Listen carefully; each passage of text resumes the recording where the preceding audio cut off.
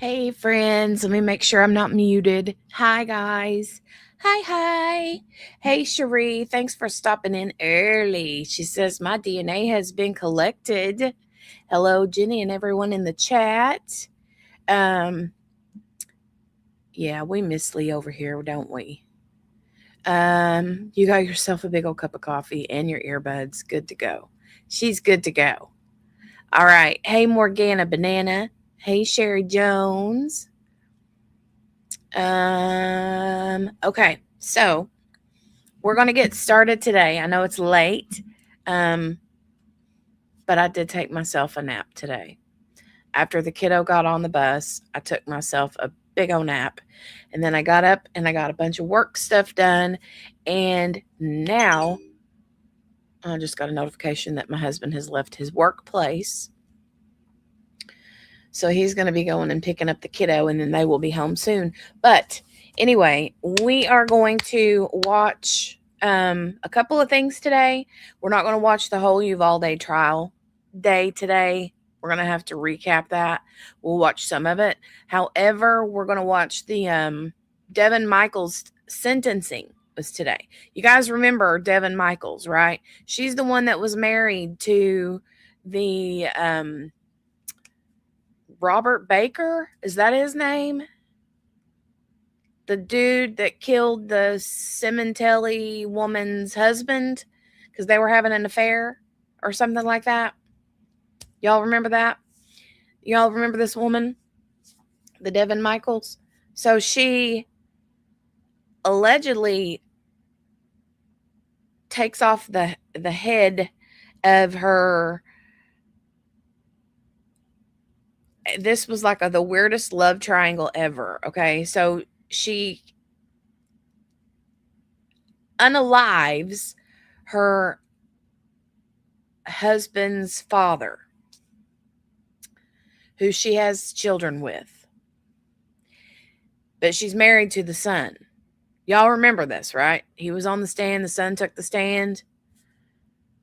Y'all remember, right? Tell me you remember this Devyn Michaels. We watched the trial a while back. Sentencing is actually pretty quick compared to when the trial, because the trial was just pretty recent. But yeah, you guys remember, right? She had blonde hair. Apparently, she was wearing a wig throughout the trial because she comes in today. You'll see her in a minute. She got black short hair. Black short hair. Here she comes. There she is.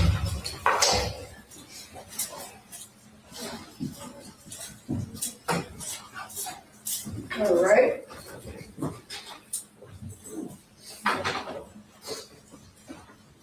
Let's go on the record and see 377239, State of Nevada versus Devyn Michaels. May the record reflect that Ms. Michaels is present in custody. Mr. Draskovich and Mr. Horvath are here on her behalf. Mr. Giordani and Ms. Griffith are here on behalf of the state. This is the date and time set for sentencing. Are both parties prepared to go forward? We are. All right, just a couple housekeeping matters. State, the victim's mother sent a very long detailed list of money she's out of, but I don't have any documentation. I did not receive that either.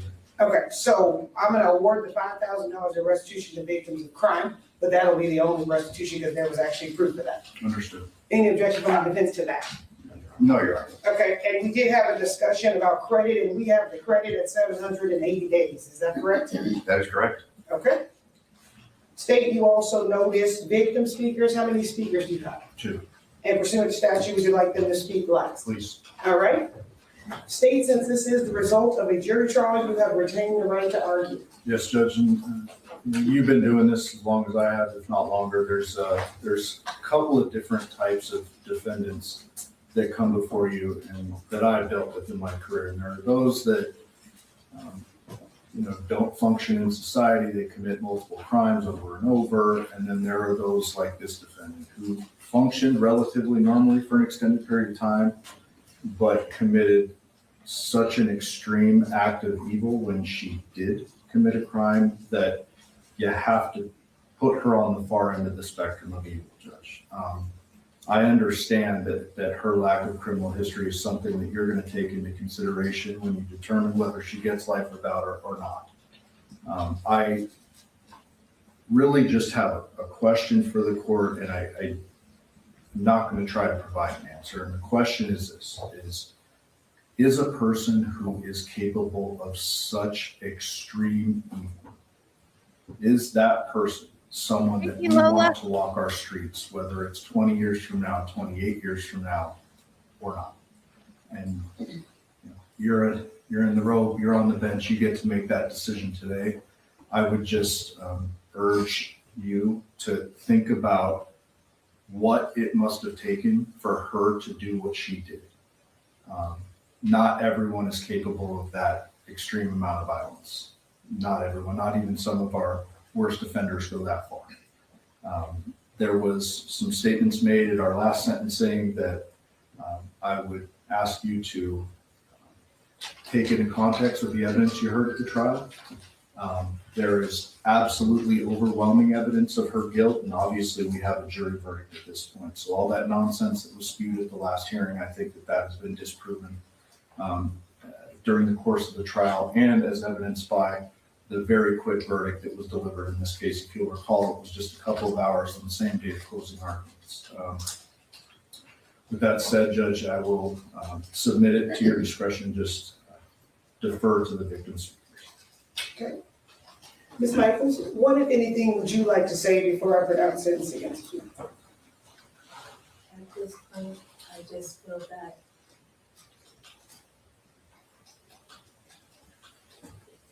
anything I say, it won't.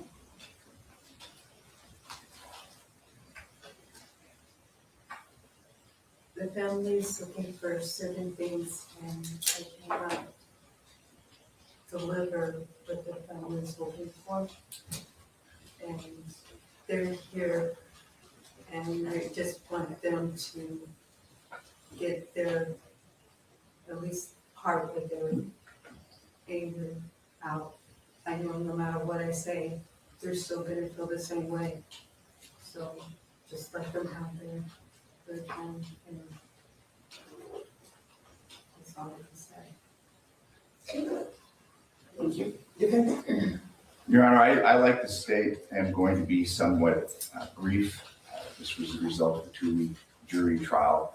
I do appreciate Ms. Michaels' statements and even the lack of her statements. This case has had a bit of a wild ride to get where we are before Your Honor today.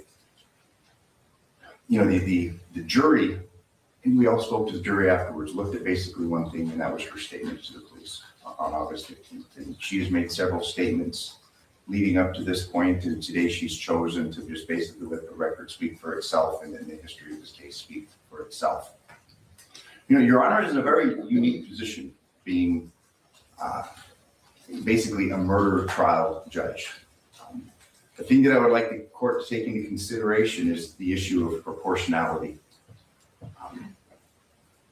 You know, you hear on a regular basis cases that involve years, if not decades, of criminal conduct, people that have substantial criminal histories, people that have committed crimes over and over and over again. Ms. Michaels has a gross misdemeanor conviction that was close in time to this case, relatively speaking.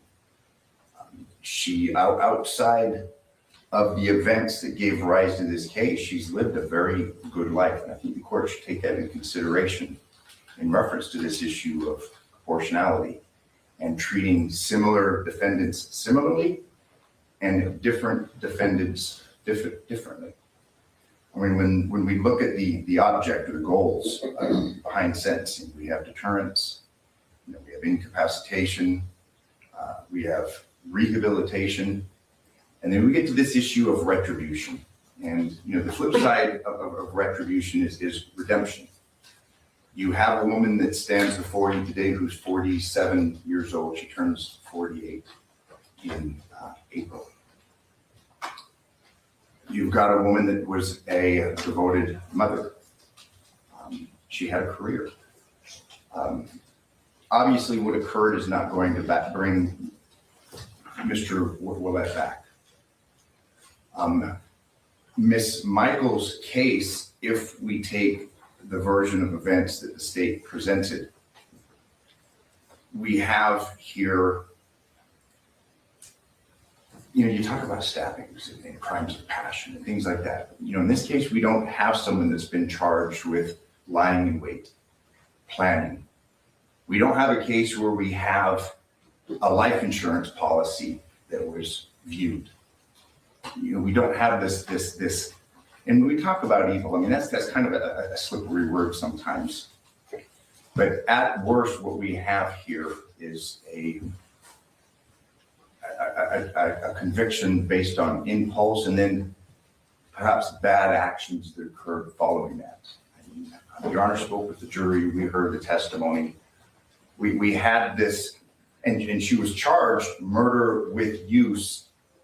And if we take the evidence in the light most favorable to the state, we have something where there've been unwanted sexual advances. There was a candlestick or perhaps a poker that was then used to strike Mr. Willett. And I'm using his name. The decedent, I don't want to minimize, he was a person, obviously, as is Miss Michaels. We have an appeal that's going to follow, but nonetheless, if we take the version of events that the state would have the court take into consideration, we have an act that was based on impulsiveness and then bad impulsive decisions that very well may have followed. Your Honor, and one case comes to mind, I believe it's the Randolph Thomas case. So Pilola asks, what was her crime? We watched her trial back I don't even know if it's been a couple months. It seems like it was pretty recent.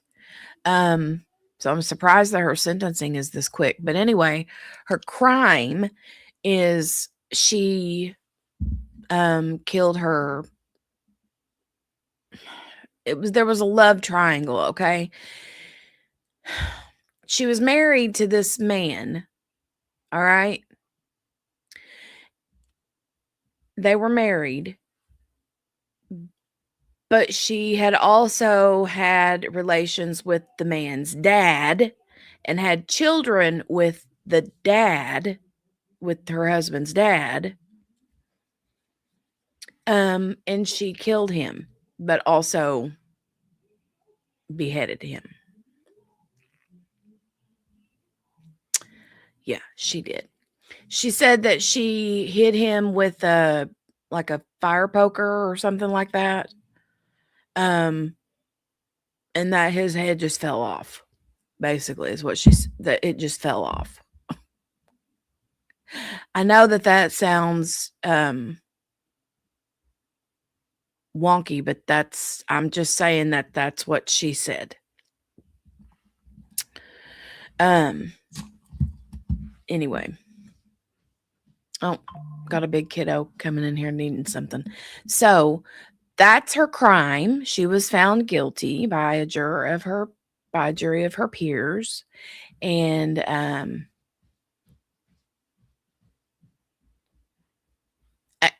Pilola, I know, right? Like she said, it just fell off. Yeah. Sad. So anyway, but also just an FYI, she was previously married to someone else, Pilola. Did you watch the Cementilli trial? Was it Monica Cementilli? Did you watch that trial or do you remember it at all?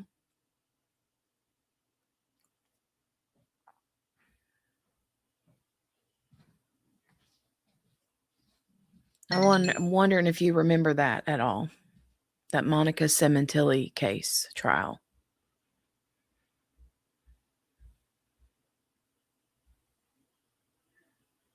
I didn't watch it, so I don't really know all the ins and outs about it, but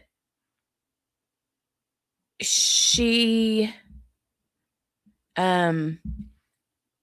this woman here that's being sentenced today was married to the man Robert Baker previously. that killed Monica Cementilli's husband. So when cases collide, right? Weird. We have a case where there's multiple former spouses, multiple acts. In this case, we have a single act. And I have to run and take care of Big Kiddo real quick, so I'll be right back. We don't have this course of conduct that encompassed days, years, or in that case, decades. We have a single act that's now before your honor. The very minimum sentence per statute that Ms. Michaels could receive is a 21-year sentence. We're talking 60 years old. And your honor knows the studies. I mean, like I said, you're in a very unique position based upon your experience and the depth, not only off the bench prior to your having assumed the bench, but as a murder trial judge. This is a case where the court should look at redemption.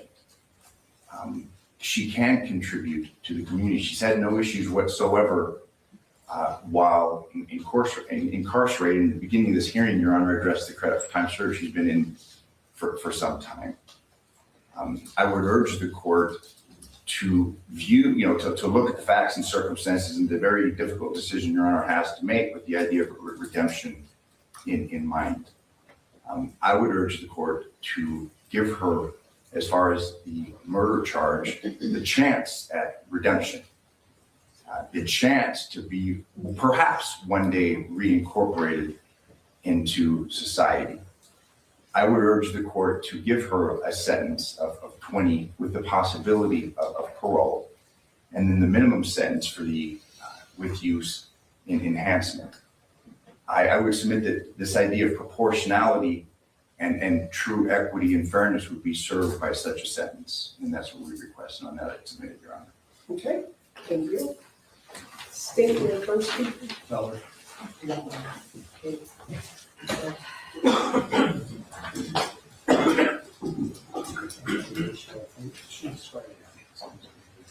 You do solemnly swear the testimony you are about to give in this action shall be the truth, the whole truth, and nothing but the truth. So help you God. Please state your full name, spelling your first and last name for the record. Valeria Willett, VALERIA WILLETTTE. And ma'am, what would you like to say to me today? First of all, thank you for giving me the opportunity to speak out. It's been a while, and I'm very thankful. And whatever I'm going to read is what I lived for almost 3 years. Okay.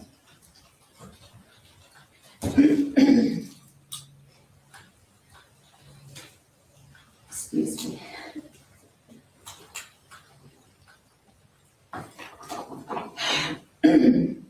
The brutal murder that took place on August 7th, 2023 has forever changed my life, my husband's, and my children's life.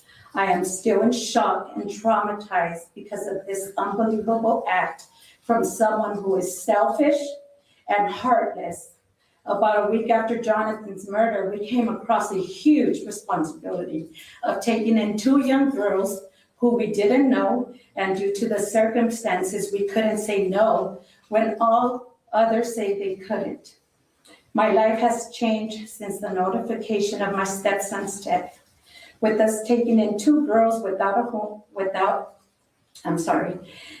us taking 2 girls in our home and getting to know them and not knowing of all the trauma they previously had. After the murder, even more trauma was added. It has been a tough 2.5 years for all my family. Grieving has been hard at home, since there were times when I needed to break down and cry, but I couldn't because we had 2 girls who depended on our strength.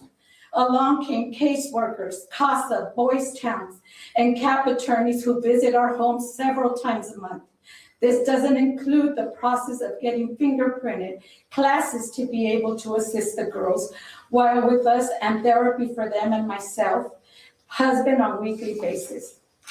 The girls did not have discipline, boundaries, basic cleanliness, social skills, and proper hygiene. The clothing they brought from Child Haven was unfit for anything except playtime. I contacted their stepfather/brother, Devyn, to see if we could pick up more clothing, and those were not much better.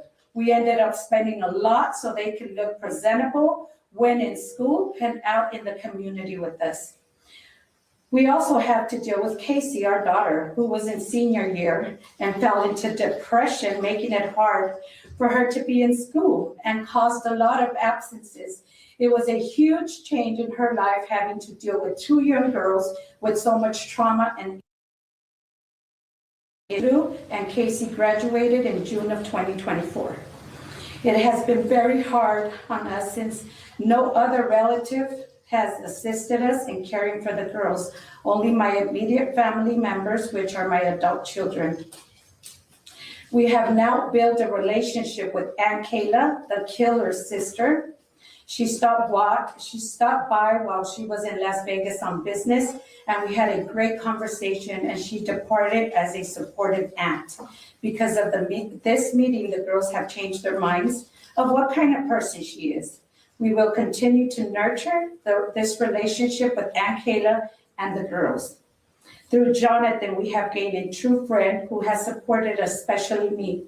We grieve together, and Bernadette has also lost a best friend. We talk, cry, and express our sorrows about how a person was taken away so brutally.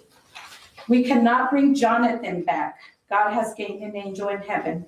We believe he is watching over us and the girls. I ask today for justice for our family, especially the girls, because we have been sentenced for life with this tragedy. This will follow them for the rest of their life. We've created a time capsule for them in therapy where they can place notes or items that they can open in the future to remember their journey. We will never again hear his voice, his laughter, or see his expression. Jonathan doesn't have a second chance. His life has been taken, never to return to us. The girls have been left without a dad, stepfather/brother who doesn't make contact with them, and a mother who's in jail. After my marriage of 14 years, I have come to know Jonathan. Although we didn't have a close relationship with him, I miss his jokes, laughter, and him being funny. He would come around on holidays and enjoy our time spent with him. Thank you for allowing me to speak about the situation, and I am seeking the hardest penalty in this case. The killer that ended Jonathan's life needs to be put away forever. Thank you. Thank you very much, ma'am, and thank you for being here today.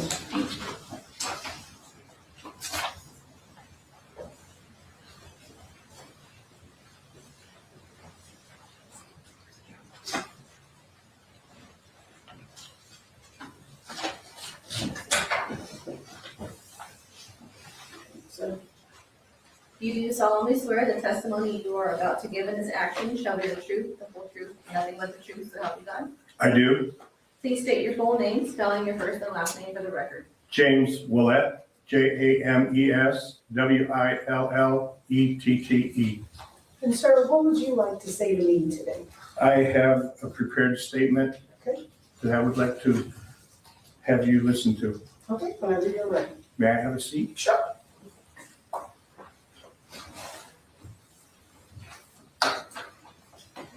Your Honor, I must apologize as I'm uncertain of the appropriate name to use. Tracy Reed, Tracy Tavares, Tracy Baker, Devyn Michaels, Nikki, or Nikki Fairchild. But for clarity in this context, I will refer to her as the killer and murderer of my son Jonathan. This horrendous murder crime has affected her two precious children, myself, my wife and my children in the household, my wife's mother, my wife's brother and sisters and their families, my ex-wife and her boyfriend, my remaining son, my grandson who married her, his mother and family, her parents along with her sister's family, and anyone who knows us or we're friends with Jonathan. We have all been given a life sentence by a woman who doesn't respect life. She has removed from our lives my son, her daughter's father, her daughter's stepbrother, and all related individuals that were just mentioned. The enduring loss of opportunities to communicate with Jonathan, witness his achievements, and provide guidance is permanent. This absence is not limited to life without parole. It is not replaceable. Each day serves as a reminder of this lasting impact which will persist indefinitely. Regardless of the duration of her sentence, we continue to experience an ongoing sense of loss that will endure throughout our lifetimes. Our circumstances remain unchanged, and correspondingly, there should be no alteration to hers. As we grapple with the magnitude of what has been lost, we find ourselves thrust into unfamiliar roles and responsibilities, forced to adapt and preserve in the face of relentless adversity. The routines we once knew have vanished, replaced by an ongoing quest to provide love, safety, and guidance for young lives so suddenly uprooted. Our whole household has become a place of both deep sorrow and determined resilience as we navigate the labyrinth of legal proceedings, therapy appointments, and daily challenges that arise from the tragedy of this scale. The weight of grief is compounded by the necessity to advocate fiercely for our grandchildren, ensuring their emotional and physical needs are met, even as we contend with our own sense of devastation. Despite the overwhelming nature of these circumstances, we are steadfast in our pursuit of healing and justice, propelled by a profound sense of duty to honor Jonathan's memory and to safeguard the well-being of those he cherished most. The tragic passing of my son, Jonathan, has had a profound impact on many individuals, including his two beloved children, his mother, our family, all relatives, the killer's parents and sister, as well as friends and acquaintances of his. We have all received an extreme life sentence, not a 15-year to life term. We have no parole. We just the knowledge and the heartbreak of his loss. Life has taken away my son, her daughter's father, her daughter's stepbrother, who is also her husband, and all others mentioned. The opportunity to communicate with my son, appreciate his life, witness his achievements, and provide support through advice is permanently lost. Every day we are reminded of this irreversible consequence. Nothing will change in 15 years, 20 years, or even our lives. Regardless of any duration served by the killer, Jonathan will not be returned to us. His actions are permanently ceased, and his voice will remain silenced forever.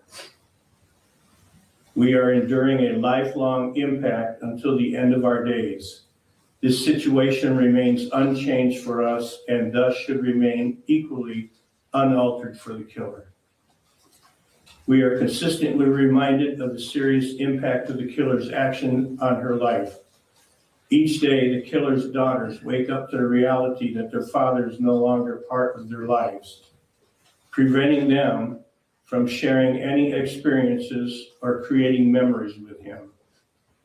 They experience significant long-term effects due to growing up without parental support, relying on grandparents, relatives, and others for assistance during a limited period before achieving independence.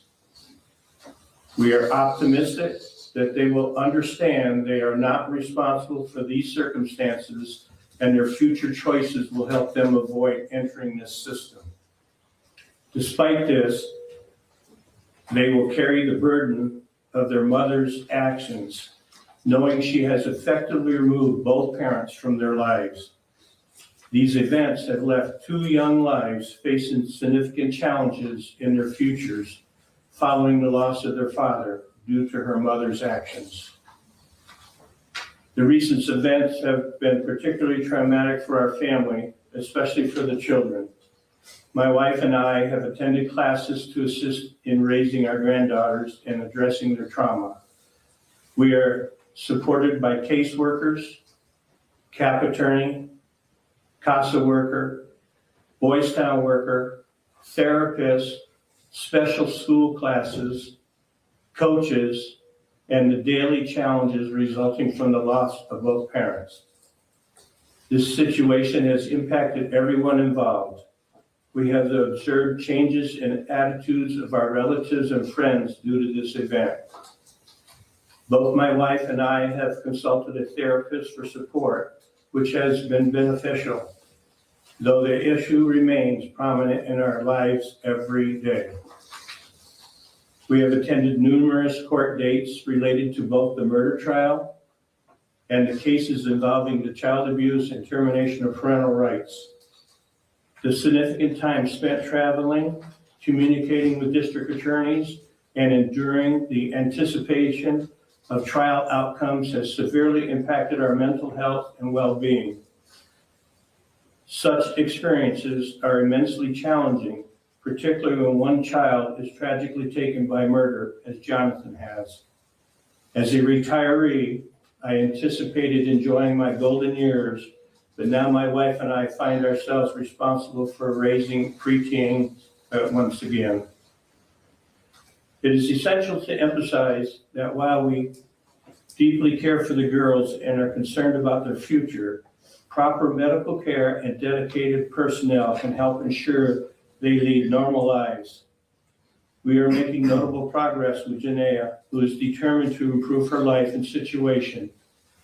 Despite holding 3 licenses, foster kinship, relative foster home advanced foster care, and professional caregiver pre-service training, we continue to enhance our understanding of the trauma experienced by our granddaughters.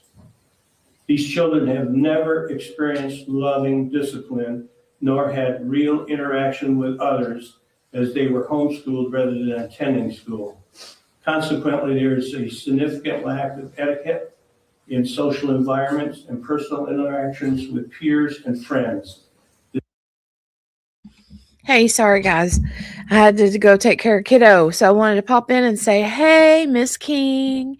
And hey, Miss Margaret. Did I miss anybody? Margaret, when you're done, can you come do mine? When you're done, just bounce over here and come do my house.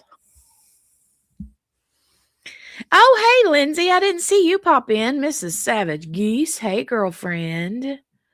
Didn't see you pop in. Vexatious Parrot. Hey, girl. How are you? How are you? Hi. Hope you're doing good. Shiraz. Do you want me to quit calling you Shiraz? Because Vexatious Parrot just,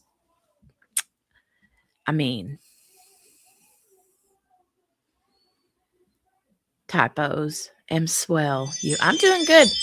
Sorry, husbands they're coming in. Apparently, little kiddo got sick and threw up right before it was time to leave school. So I'm going to go check on her. She's coming in the door. I'll be right back. This is especially difficult for us in a family setting or gatherings on special occasions. Throughout this difficult and painful experience, our resilience has been tested beyond measure as we navigate the complexities of the judicial system and endeavor to provide a stable environment for our granddaughters amid relentless adversity. The emotional and practical burdens we bear have transformed our daily existence, challenging us to find strength in one another and in support systems available to us.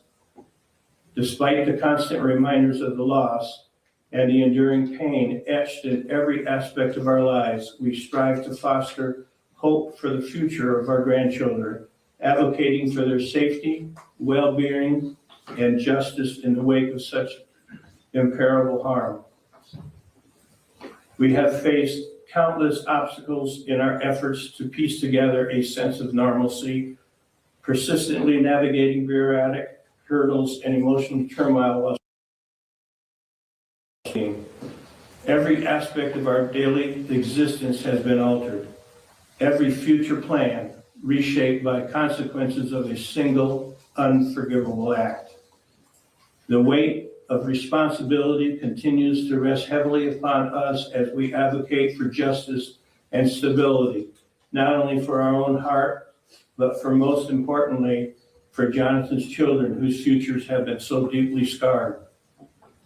We are requesting per Marcy's law, the Senate Joint Resolution SJR Section 1, letter G, to reasonably notice of all public proceedings, including delinquency proceedings upon request at which the defendant and the prosecutor are entitled to be present, and all parole or other post-conviction release proceedings, and to be present for all of these proceedings.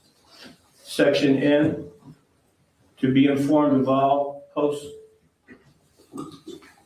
post-conviction proceedings, to participate and provide information to the parole authority, to be considered before the parole of the offender, and to be notified upon request of the parole or other release of the offender. Section P, to have all monetary payments, money, and property collected from any person who has been ordered to make restitution to be first applied to payment to pay the amounts ordered as a restitution of the victim. As we move forward, it remains imperative that the lifelong consequences endured by our family, and especially our grandchildren, who will endure this crime for many years, are gone, are met with unwavering commitment to accountability and truth.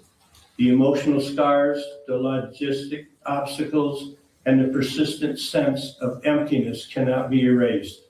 But through steadfast support and continued vigilance, we hope to honor Jonathan's memory and instill a sense of security and justice for his daughters. We deeply care for our grandchildren and find it challenging to come to terms with the actions taken by their mother, both regarding our lives and more significantly those of her children. The impact of this trauma may have lasting life on them. For instance, there is uncertainty who will accompany them during important events such as walking them down the aisle, at their weddings, graduations, birthdays, etc. There are moments in life when one must pause to reflect on one's circumstances. We examine all the known facts and attempt to understand them. The court hearings related to both determination of parental rights and the criminal case. This planned and calculated murder, and remind it was planned and calculated, is not justified in any way or manner, and the killer needs to be incarcerated for the rest of her life. We respectfully request that the maximum penalty behind bars without parole be imposed for this heinous crime. We consider the act of killing and decapitating the father of the killer's children and husband to be egregious and extremely severe, and should be met with extremely severe punishment.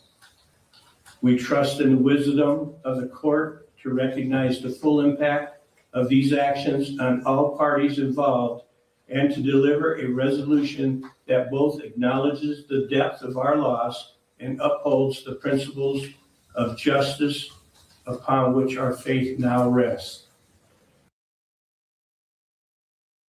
Okay, sorry to interrupt again. Let me check in the chat real quick. Let me see. Nope, just glad you recognize and remember me. So you don't care if I still call you? Because it's going to be hard. I mean, I will call you whatever you want me to call you, except for Morgana. I mean, not that I'll call you Morgana, but Morgana prefers the name Ganna. I just can't do it. Because I've known her as Morgana for like almost 5 daggone years now, you know? And then the last, I don't know, 3, 4, 5, 6 months, she's like, oh, you can just call me Ganna. I can't just call you Ganna now. I mean, Cherie, not you, but the other Cherie, what is her name? Because YouTube's changed it now. I can't remember. Cherie Lay, right? I called her Sherry for years. And then I found out it was Cherie.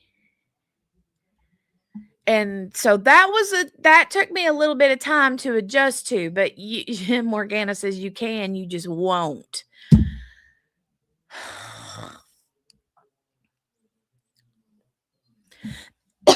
I do.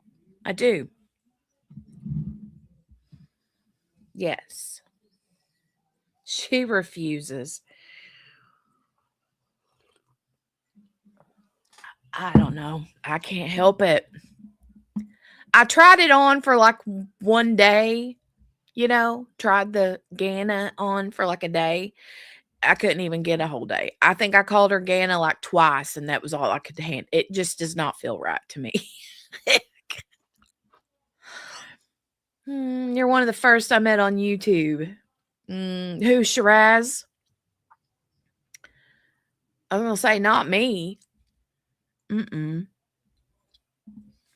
Yeah, Miss P. Lola. All right, here we go. We're going back to the sentencing. I missed part of it because I was in there checking out my child. She's fine, I guess. She kind of is a little bit meh, but she's got her tablet. She's playing on her tablet. She can't go to school tomorrow because she's got to be puke free for 24 hours. I don't know what the puke thing was about. The nurse said that there's junk going around, which there's always junk going around. So she don't know if it's just a stomach bug or what. But she was super grouchy yesterday morning and this morning, and she's had a bit of a cough for the last few days. Her nose isn't runny or nothing like that. So I'm just assuming that because she had the tubes put in her ears recently, that instead of it gumming up all in her head and junk, it's draining, and that's what's causing the cough, right? So I'm okay with that. Let the body do what it's supposed to do, right? But I don't know if the drainage is what made her nauseous, but she said that her teacher said that she, right before it was time to leave today from school, she laid her head down on the tape on her desk. And yeah. And the next thing she knew, she started throwing up. So anyway. And my kiddo is not one of those easy thrower-uppers. Like when she throws up, she throws all the way up to her toenails. You know what I mean? Like, and the nurse said, I don't think I've ever seen even that much puke from an adult. I'm like, tell me about it. That girl, when she throws up, she throws up. But she's also one of those like fighters. Like she's one of those kids that won't just stand and throw up in a toilet or in a trash can. She wants to fight the trash can, like get it at, like she still doesn't know how to do it, and I'm like, I tell her, I'm like, kiddo, when you got to throw up, go to the toilet or grab a trash can. Okay. And then she don't do it. She wants to just stand there and throw up wherever she's at. So yes, she is. Sorry for all the talk about throwing up. I mean, we can listen to all the true crime, but start talking about vomit and everybody loses their ish.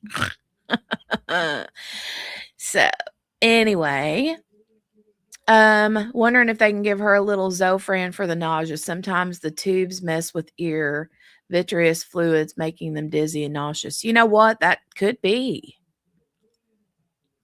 That could be. Sorry, Margaret. Sinus drainage will really upset your stomach. I know it can. I know it can. I don't know. See how she feels tonight. If she feels all right tonight and tomorrow, then I might take her to the clinic just in case, since we're coming up on the weekend. But yeah, Morgana says Margaret's going to exit stage right soon. I didn't want lunch anyway. All right, here we go. Sorry. I've had coffee, and I'm like bouncy. So, and not decaf. I've had like 2 cups of caramel cappuccino back to back. Probably, I don't know, Shiraz, because my big kiddo always done the same thing. Like, they will fight the trash can. They will push it. And, like, it's almost like,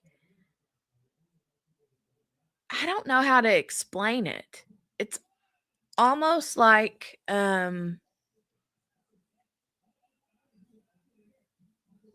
she's offended that I'm offering her a trash can. You know what I mean? Or maybe she thinks that the trash can, I don't get it. I don't understand it. But she'll push the trash can away and just continue to vomit. I'm like, why vomit in this? But I think she's just so amped up from the actual physical, that sorry, Margaret, that she just can't, I don't know.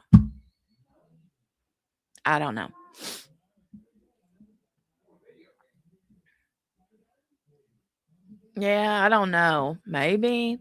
Lindsay says, I have a friend that I call Danielle who has now decided she wants to go by Danny, and I can't do it. See, I can't. Yeah. She left.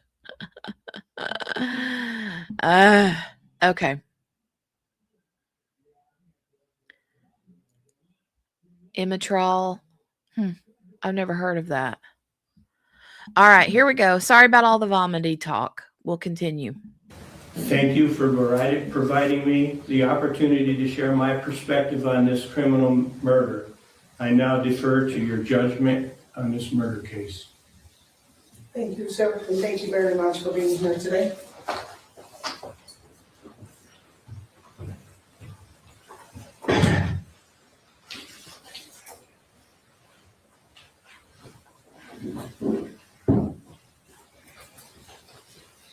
Well, I think when Mr. Draskich said it's been quite a roller coaster that got everybody here, I think that's quite an understatement as to how we got here. But I did preside over this trial for 2 weeks, and I was able to hear all the evidence that was presented by the state, as well as I was the judge when this case was originally negotiated in a settlement conference, and then Ms. Michaels wanted to withdraw that plea and proceed to trial.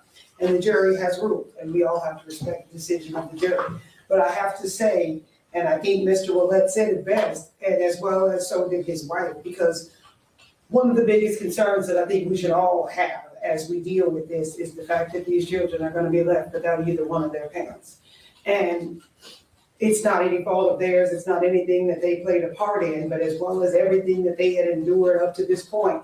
And now, Ms. Michaels, based on your actions, they are going to be left without either one of their parents. Pursuant to the jury's verdict, you're going to be adjudicated guilty of first-degree murder with use of a deadly weapon. In addition to the $25 administrative assessment fee, your DNA was taken in 2022, so it's waived. The $3 DNA assessment fee, you're going to be ordered to pay $5,000 in restitution to victims of crime. You're going to be sentenced to 240 months to life in the Nevada Department of Corrections. There's going to be a consecutive 96 to 240 months in the Nevada Department of Corrections for the deadly weapon enhancement. And as of today, you have 780 days credit for time served. Thank you. Thank you. Mr. Draskich, your office will be allowed to withdraw at this point. Mr. Brown, we are going to appoint you as appellate counsel so that you can file the notice of appeal. Yes, if you could put it.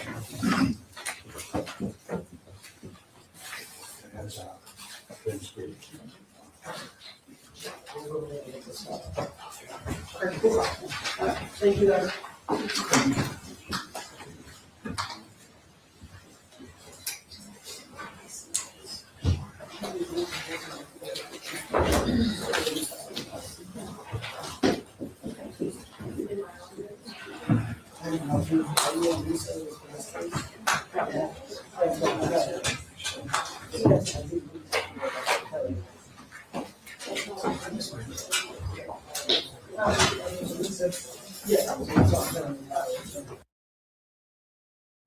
So that judge talked so daggone fast, I missed what the actual sentence was.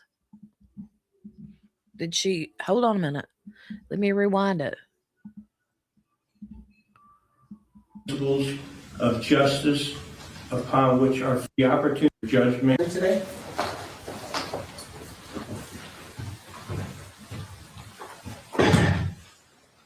Hey, Donnie. You didn't really come in at a bad time unless you don't like the discussion of vomiting.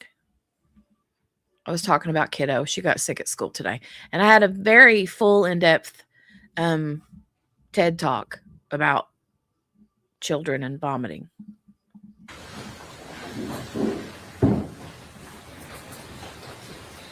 Well, I think when Mr. Draskovich said it's been quite a roller coaster that got everybody here, I think that's quite an understatement as to how we got here. But I did preside over this trial for 2 weeks, and I was able to hear all the evidence that was presented by the state, as well as I was the judge when this case was originally negotiated at a settlement conference, and then Ms. Michaels wanted to withdraw that plea and proceed to trial. And the jury has ruled, and we all have to respect the decision of the jury. But I have to say, and I think Mr. Willett said it best, and as well as so did his wife, because one of the biggest concerns that I think we should all have as we deal with this is the fact that these children are going to be left without either one of their parents. And it's not any fault of theirs, it's not anything that they played a part in, but as well as everything that they had endured up to this point. And now, Ms. Michaels, based on your actions, they are going to be left without either one of their parents. Pursuant to the jury's verdict, you're going to be adjudicated guilty of first-degree murder with use of a deadly weapon. In addition to the $25 administrative assessment fee, your DNA was taken in 2022, so it's waived. The $3 DNA assessment fee, you're going to be ordered to pay $5,000 in restitution to victims of crime. You're going to be sentenced to 240 months to life in the Nevada Department of Corrections. There's going to be a consecutive 96 to 240 months in the Nevada Department of Corrections for the deadly weapon enhancement. And as of today, you have 780 days credit for time served. Thank you. Thank you. Mr. Draskovich, your office will be allowed to withdraw at this point. Mr. Brown? Okay, so she got life. I mean, I knew she would, but I didn't know if they were going to give her like with or without parole. And what is it they say? If they don't say with parole, that means basically life without parole, right? Somebody correct me if I'm wrong. I don't know. And I know each state is different on their things, and this is in Nevada. Pretty sure. But anyway, yay.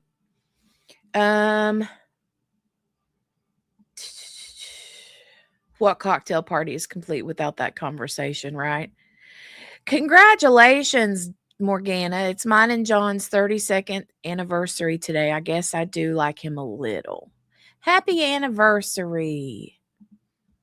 Happy anniversary.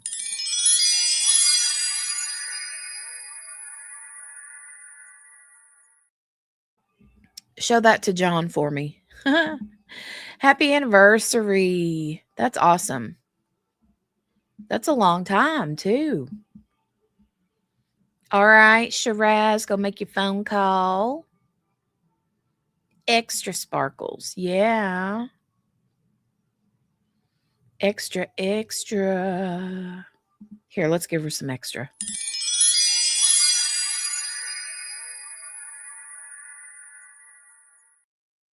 Love it.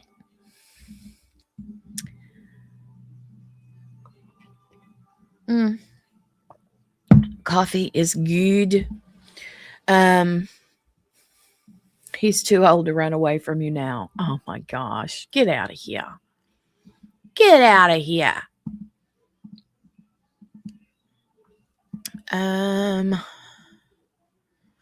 Hold on a minute. Let me refresh some stuff over here.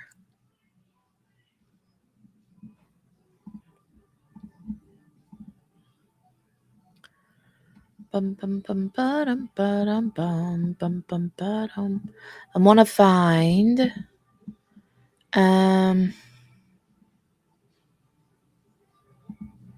here we go. Open a new tab.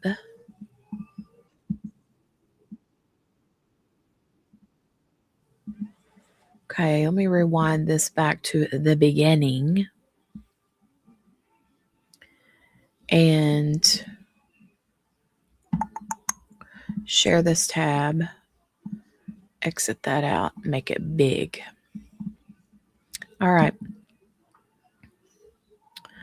Let me get back over here. Oh, hey, Kel. Look, happy anniversary. She says member for 14 months. Hold on.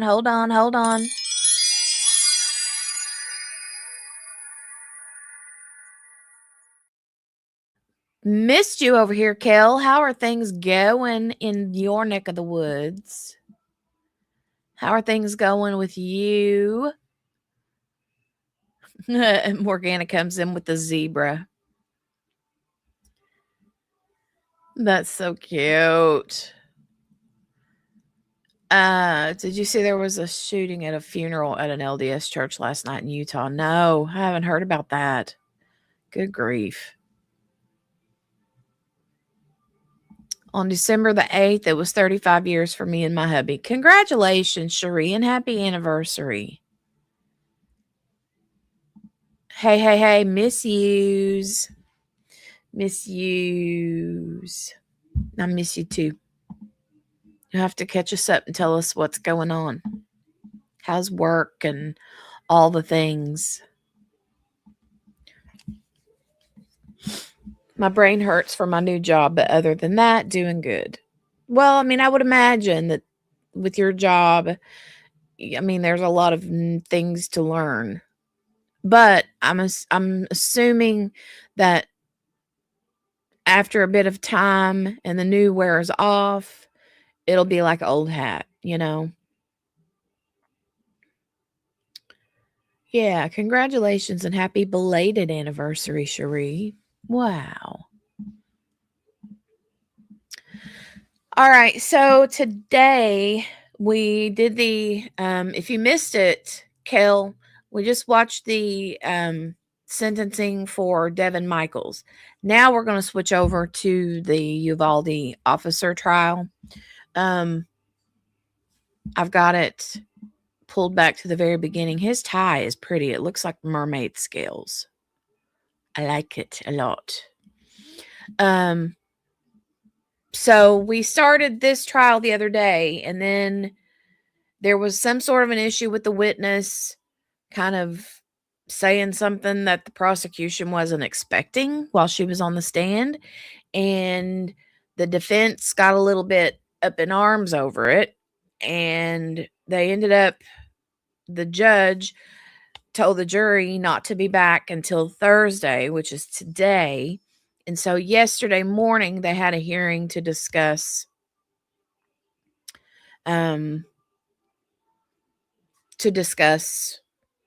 what the plan, what the strategy was going to be. So that's what they did. And yeah, the judge wasn't going to strike the witness's testimony. He was going to let the defense try to, as the defense called it, unring the bell. And if he can't, then the judge may strike her testimony altogether. So we'll see. But it had to do with, she said that, how was it? Oh, she said she saw the shooter, right? She said she saw the shooter at the time of, at whatever time they were talking about in that particular moment.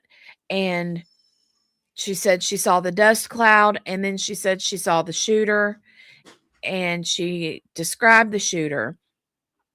Well, the prosecution was not expecting her to say that she saw the shooter because they didn't know that. And then the defense was like, whoa, wait a minute. Stop. Time out. If she says she sees the shooter, that means that she was on the same, that my defendant, my client, was on the same side of the building as the shooter. And that's not what allegedly happened, according to them. So anyway, that's what's going on with that. So we're going to start from the beginning of today. We won't get through it all the way because it is 3:30. I know I started late today, but sorry about that. So we're going to do a little bit of watch of this, and then I'm going to call it and let you guys watch the rest on your own. So yeah, kiddo came home from school not feeling so hot. She acts like she feels okay, I think. So we'll see. Running errands, I'll be listening. Okay, Donnie. Getting the flow of things pretty well. It will get easier. Yeah, I hope so, Kel. I mean, I know it will, Kel. I just hope it happens soon because I don't want you feeling super overwhelmed for a super long amount of time. You know what I mean? So out of the loop with all the trials. Thanks for the recap. You're welcome. You're welcome. But I love his tie. Look at his tie. It's pretty. Those different shades of blue and green. It looks like mermaid scales. I like it a lot. All right, let's hit the play button and we'll see what's going on this morning or what happened this morning.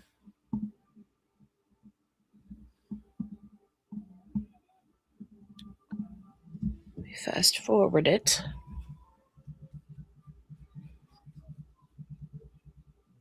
In case you missed it too, this man here is the defendant in this trial. It was one of the what they call it, senior officers or whatever during the Uvalde school shooting back in 2022, was it? And he's charged with a few different, like 29 counts, I think, of like endangering a child or something like that. I can't remember what the actual charges are, but basically for not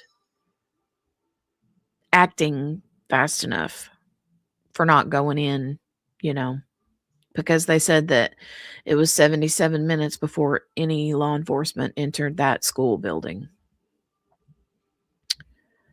which is ridiculous to me, but he was the first one on the scene. And so, and they also said they had just had this training for what to do in this situation. They had just did that.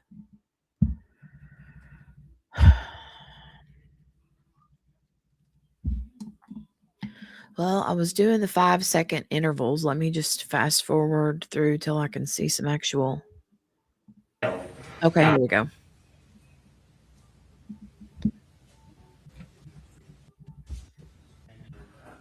Let's go ahead. There's Herschel from The Walking I'd like Dead. to get the jury in sometime this morning. So what do we have? Come on up. Herschel.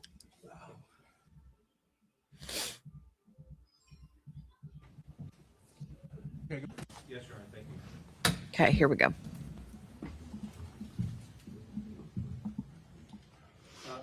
Just, last time we left, the day before yesterday, the jury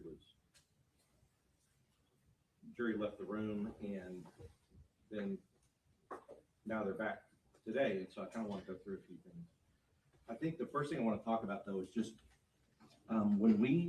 you weren't there when we picked the jury, but we asked them if they gave us permission to ask tough questions of witnesses that are like you, have gone through trauma, have gone through tragedy. And so I just want you to know that we've asked them if we could do that, and every one of them there has agreed that we I could. object to being outside the record, not proper for this witness to respond to. It's just that I'm about to go into some difficult stuff. Okay, well, go ahead and ask a question, then I'll overrule the objection. Go ahead, proceed. Yes, Your Honor, may I approach the witness? Yes. Ms. Hale, you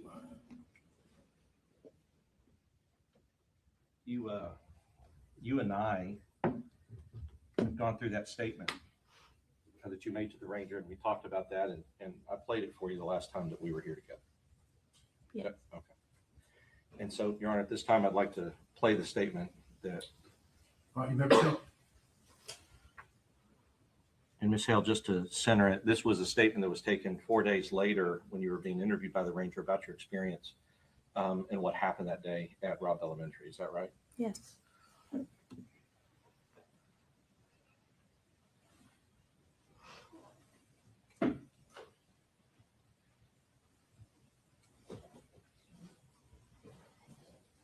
.58 p.m. on Saturday, May 28, 2022. This is Texas Ranger Josh Wilkinson.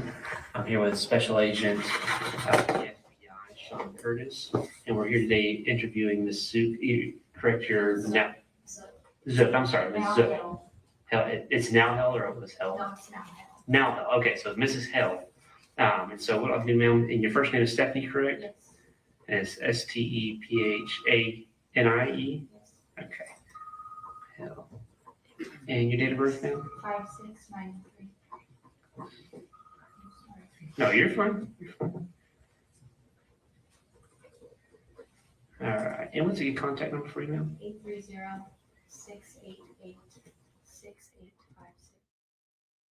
6. All right.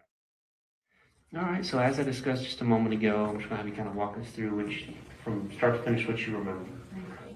I put my students from the 4th grade building at the library.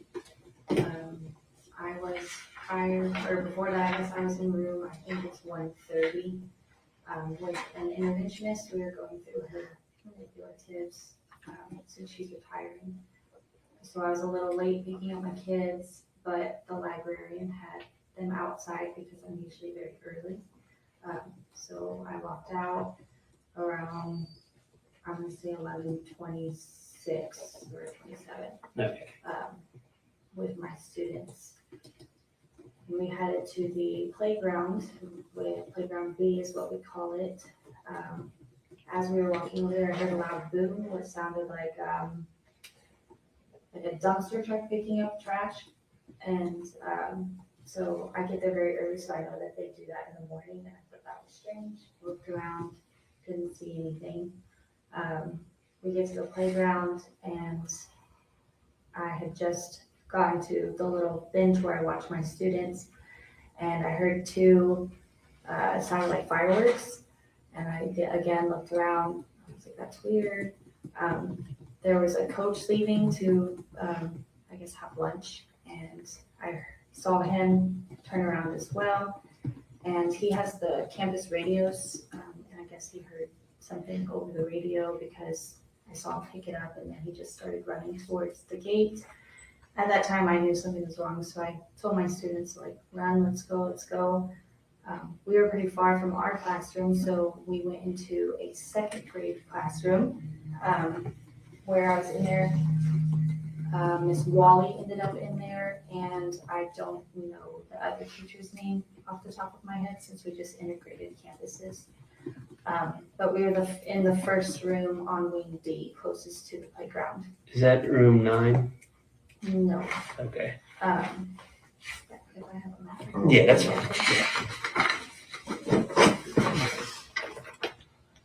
We were in Miss Rodriguez's room, so room 19. 19. Okay. That's where we ended up, me, Miss Rodriguez, and Miss Wally.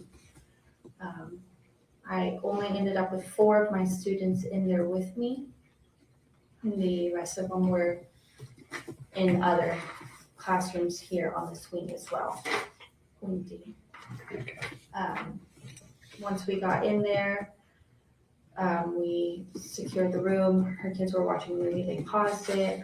They got under the desk. my kids huddled in the back, behind one of her circle tables.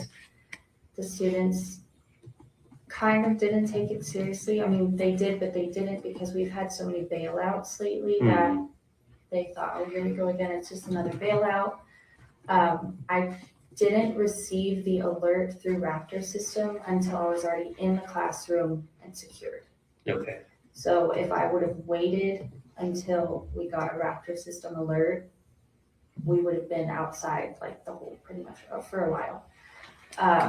So we were in the classroom and I got a text message saying that, because my husband works with the volunteer fire department here and he has a radio. So he said, don't go outside, there's something serious happening.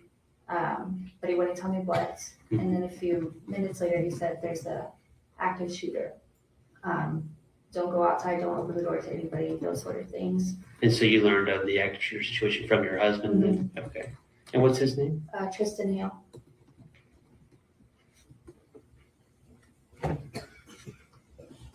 And then at that time, I was like, hey, I just told the other teachers, like, hey, there's somebody on the campus with a gun. We need to get the kids into the back of the room more secure. The teacher whose room we went into, she was unsure if her door was locked or not. So they got, Miss Wally and her got, I don't know if it was an extension cord or a piece of rope that they tied off the door while I'm huddled in the back with the kids, making sure that they're getting down and stuff. The second graders started getting a little, I don't want to call it hysterical, but they were crying. So I'm crawling around the floor, teaching them breathing treatments on like strategies, how to calm their crying, so that way they weren't making a lot of noise. At one point, the teacher, Miss Rodriguez, handed me a pair of scissors to defend ourselves if we needed to, or the best we could anyway. And we waited, and then we heard a knock on the door. We did not answer. And then a few minutes later, another knock on the door where that's when I don't know if it was a state trooper or border patrol, they told us that we were going to exit the room and we were going to run to the parking lot. So we got all the kids out and we just sprinted to the car parking lot. I think we were the first class out. And we got there, we huddled behind a car. These poor students, they were all carrying their scissors too, because I guess they saw us have them. So I went around and collected them and put them in my back pocket. And then we walked over to this empty field and stood with some trees. At this time, I walked up closer to the parking lot. So because I was worried about my other students and having my class together, because I wanted to make sure they also got out of the classrooms. Once I had my class all together, counted, made sure everybody was there, we got on a bus and went to the Civic Center. Okay. Do you recall approximately what time you left to go to the Civic Center? I know the timeline's probably a little shaky. I have it on my phone. That's fine. Yeah, if you just want to just kind of look at it and kind of the rough Life timeline. 360 app, and it actually told me when I left the campus.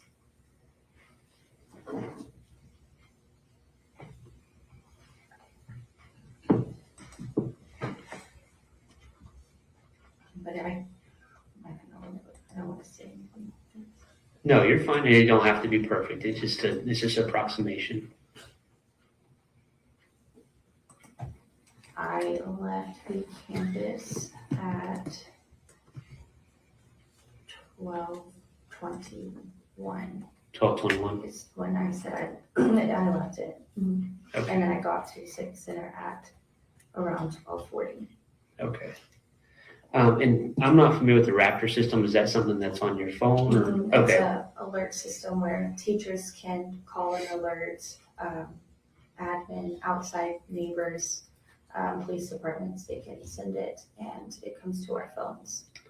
is that something that's kind of protocol set up to where they should have notified? Or is that something y'all kind of put your heads together on and just try to? We just started using it at I don't know if it was the beginning of the year or right around the beginning of the year. So we've only been using it this year.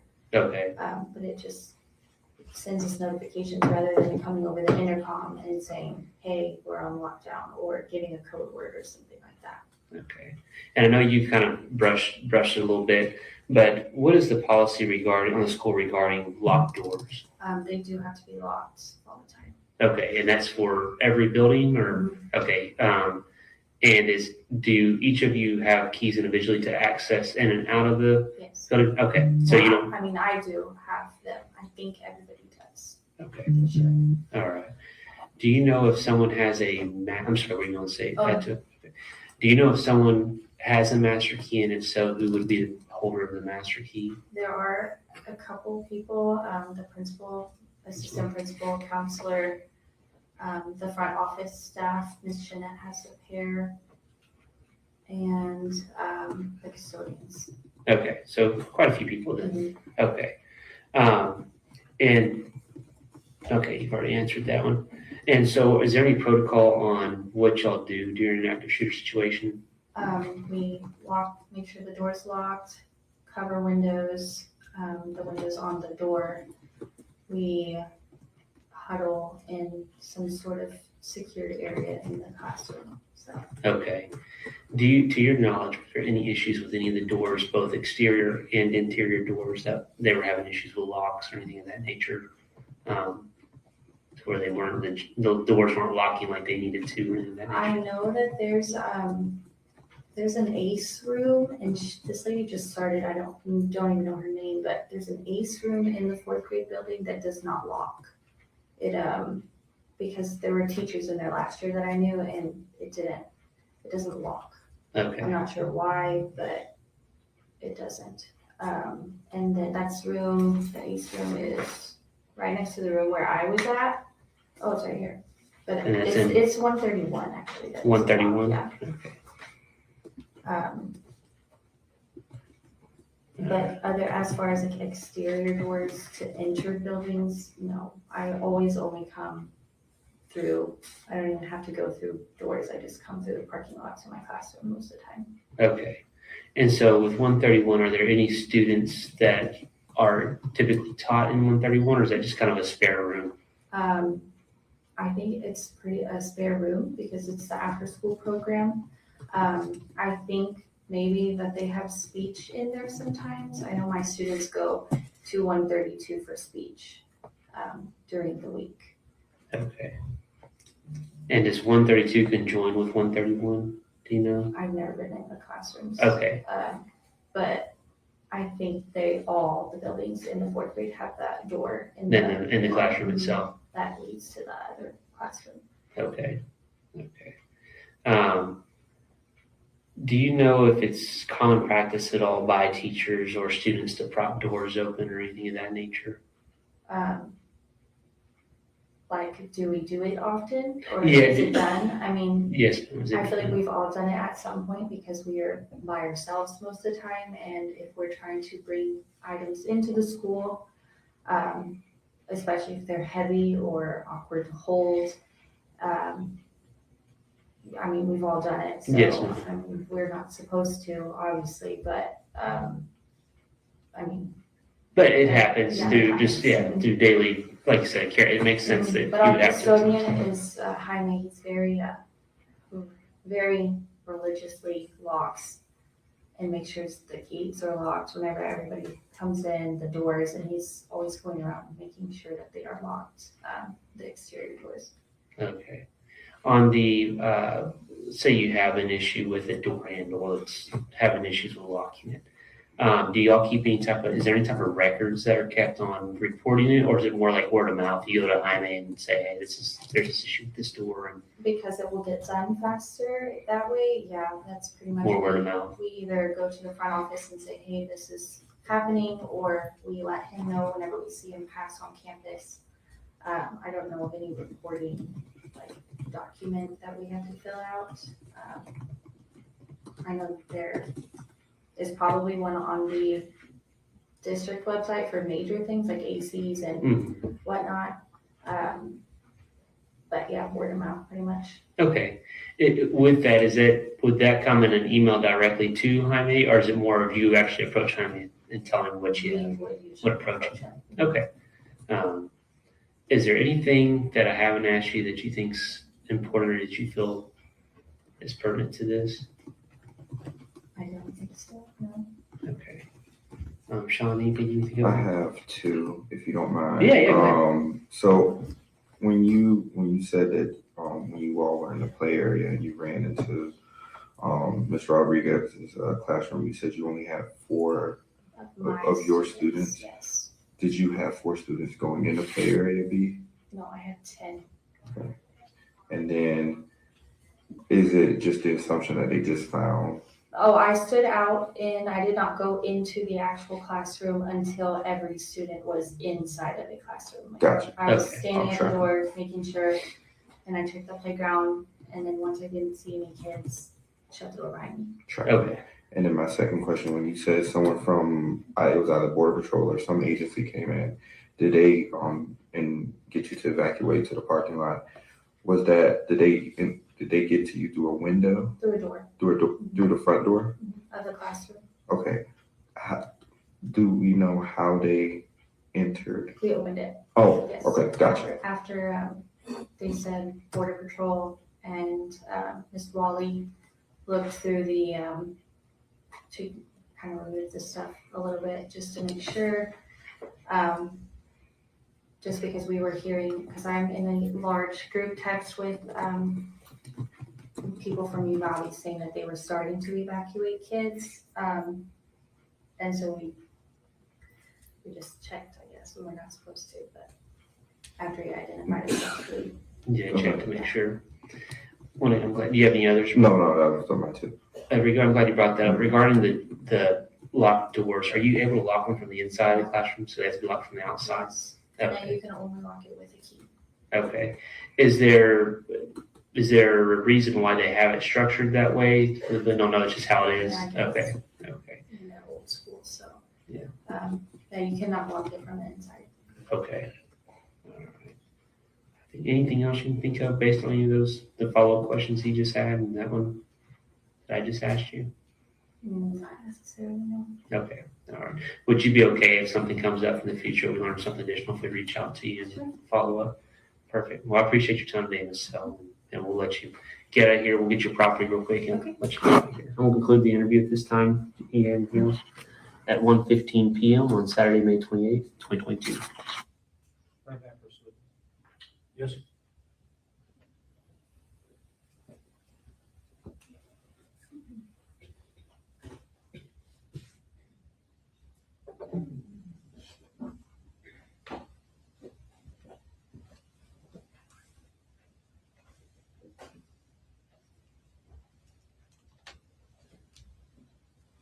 With your permission, Judge, I'm gonna move this easel to make it illustrative. Right.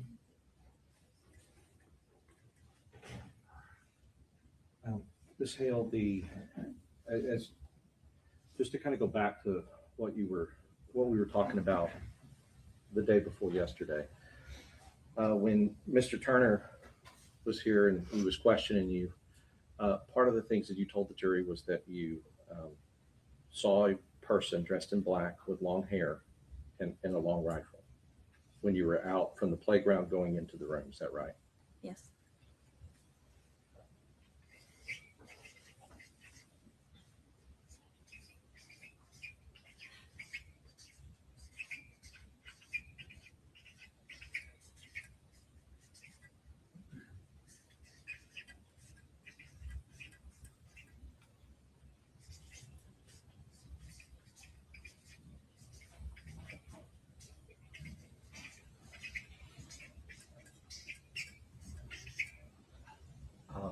You also said that this person,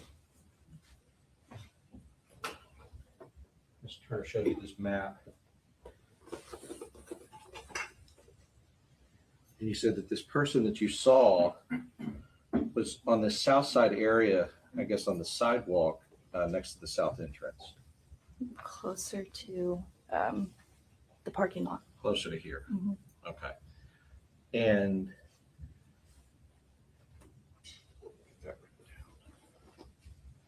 but I guess you would agree that he was person that you saw. You told Mr. Turner he was completely on the south side. I'm sorry. On that south side.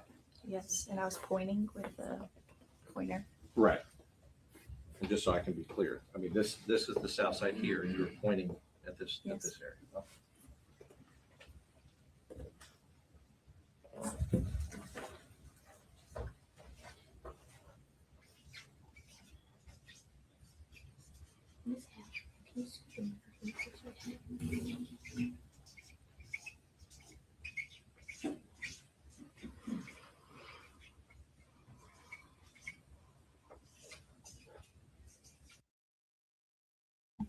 Hey, Gail.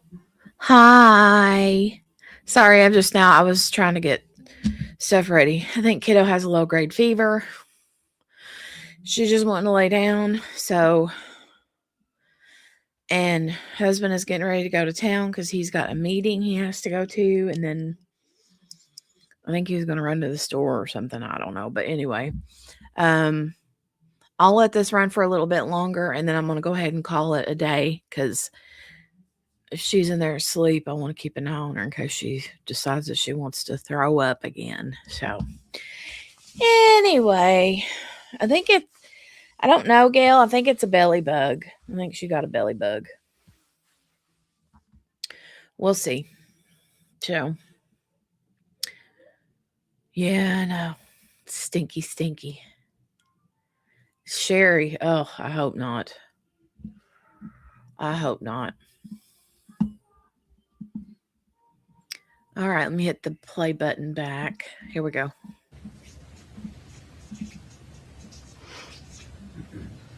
And you also told Mr. Turner that when you were on the playground, there was like dust that was kicking up that you put 2 and 2 together and realized you were being shot at. Correct. Okay. And then I think Mr. Turner at that point said, so if anybody were to say that there was no evidence that you were being shot at or the shots were coming in your direction on the playground, they would be wrong, and you agreed with him on that. You remember that? Actually, I objected. I do remember answering yes, but that's not my job to prove it. I understand. Okay. I understand. And really what I'm doing is I need to go back through what we talked about before we talk about your statement to the ranger.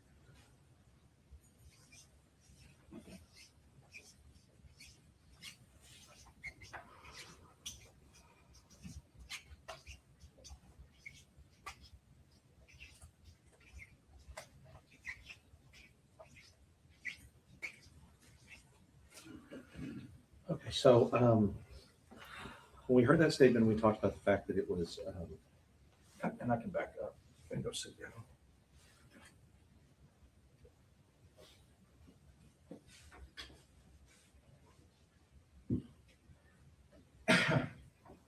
You would agree with me that in that statement that you gave to the ranger 4 days later, 4 days after this happened, you made no mention of anybody dressed in black carrying a rifle or with long hair. You agree with that? Correct. And you would agree that you also didn't say anything about clouds of dirt being kicked up on the playground. Yes. And since you didn't say anything about a person in black, you didn't say anything about seeing him on that south side of the building to the ranger. Yes. Now, those would all be important details. You agree? Yes. And I think when hearing the ranger as he interviewed you, you were given multiple opportunities to say whatever you knew or whatever you remembered about what happened, and honestly, the traumatic, tragic thing that happened to you 4 days before. You were given the opportunity to say anything that you heard. Yes. And then I want to talk in particular, when you came from the playground with your kids, you had 4 kids at the time, and I think you said total to the ranger that you went to the playground with 10 students. Yes. So how many students did you have total normally? About 22. About 22. And I think we talked about that. So, and I think the day before yesterday, you said that you thought you had 12 and 10 had gone home, but it seems like you had 10 and 12 had gone. I said it was about 10 to 12. Sure. And which is fine. I mean, that's not the same kind of detail as seeing a person with a gun. You would agree with that? Correct. Okay. So, but regardless, it seems like more than half of your students had left after the awards ceremony. Yes. Or perhaps, and I don't know, because maybe you remember or not, but perhaps they didn't come at all to school that day because they were sick or on vacation, something else was going on. Possibly. Possibly. And I would expect you to remember the attendance, of all the students and who was there originally in the morning and things like that. But one of the things you told the ranger when you got into the room, from the playground, you get in the room, that you had second graders, right? Yes. I went into a second grade classroom. Got it. And your kids, and I'm sorry, I just forgot, your kids, were they in third grade? Third grade, yes. All right. Because one of the things you said, you specifically talked about the second graders. And you said the second graders, they weren't taking it seriously. And the word you used was, here we go again, it's just another bailout. Do you remember saying that? Yes, I remember referencing the bailout. Yes. And so could you tell us, because that phenomenon or that experience is common to Uvalde, but may not be common in other places. So could you tell us what you were referencing when you referenced that? When an illegal person, I guess, comes over and bails out of their vehicle or whatever they're in and is around, I guess, running around town possibly, there could be possible danger. So we would go on lockdown. Right. And thank you for explaining that. And I do want to tell you this too. I think you deserve a lot of credit for acting on your own when you saw the coach running in. Because one of the things you said is you didn't get the Raptor alert. If you would have waited out there for the Raptor alert, you would have been out there with those kids. And I will agree that if you had waited, then that shooter would have been near or around in that area. But and I think you doing that saved your kids' lives, honestly. So you get credit for that, and we appreciate that. But getting in the classroom and now talking about those bailouts, illegal. We talked about illegal, but people who are undocumented that come over, and I guess it was a common thing at that time in Uvalde. It was a common thing that these bailouts would happen, where there would be some sort of accident or wreck or some criminal activity or something that would cause people to bail out, and it would cause schools to go on lockdown, like yours, if it happened, I guess, in your area. Correct. And I don't know if you know this, but since you were a teacher there for that year, and you were a teacher there in like February to May, there's some estimate that there was about 50 bailouts. Objection, Your Honor, in fact, outside the record. Well, I'm asking if she knows. You can answer if you know, ma'am. I'll overrule the objection. About 50 bailouts from that February to May time period. And the reason I'm asking if you know is because some of those bailouts would be causing the schools to go on lockdown, right? I'm unsure of how many there were. But there were a lot.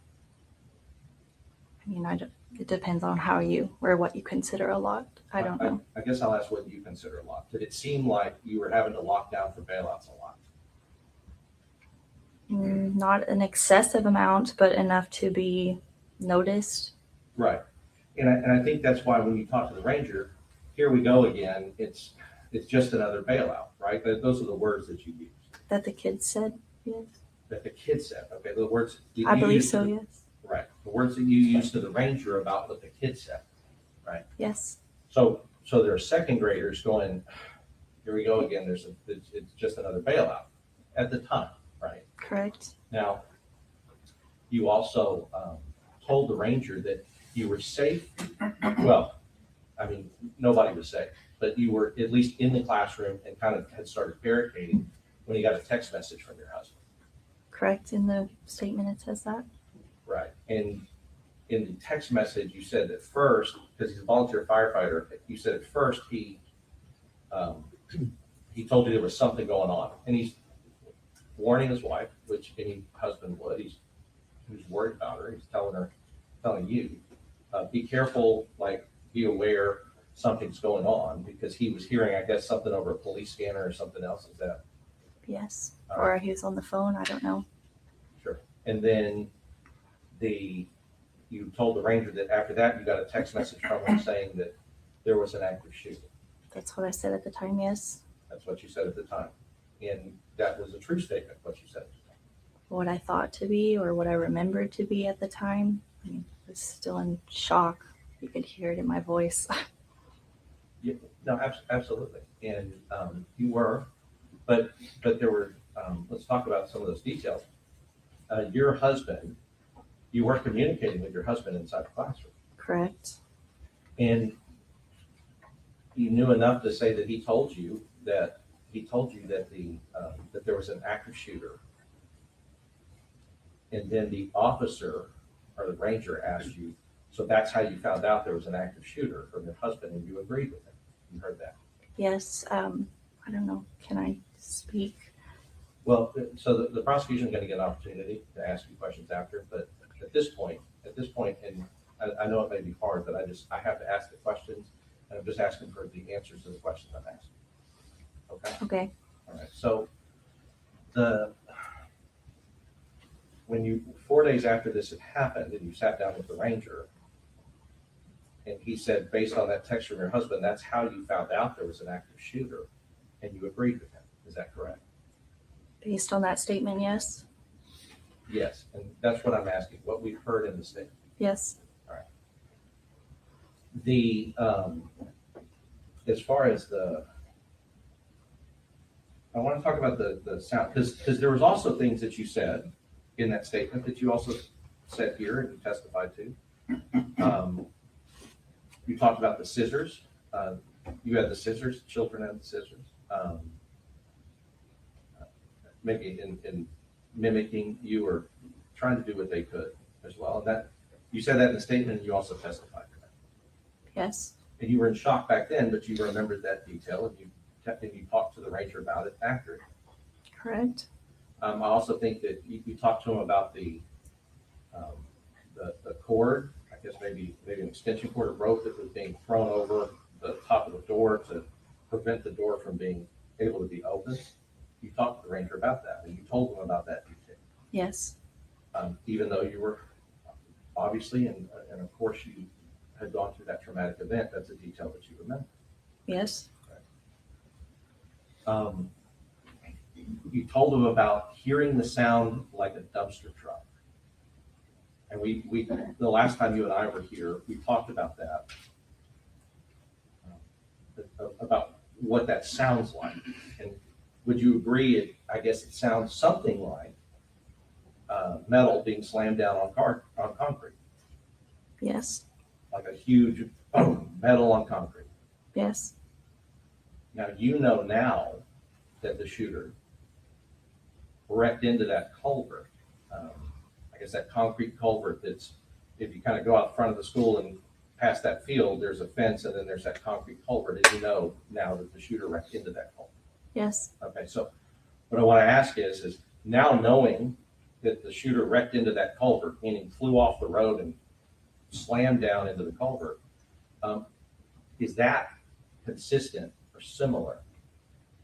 The truck doing that, a metal part doing that, is that consistent or similar with the sound that you heard of the dumpster truck? Possibly, yes. Right, because it would involve the same type of action that you were talking about, which is heavy metal being slammed down on the concrete. Yes.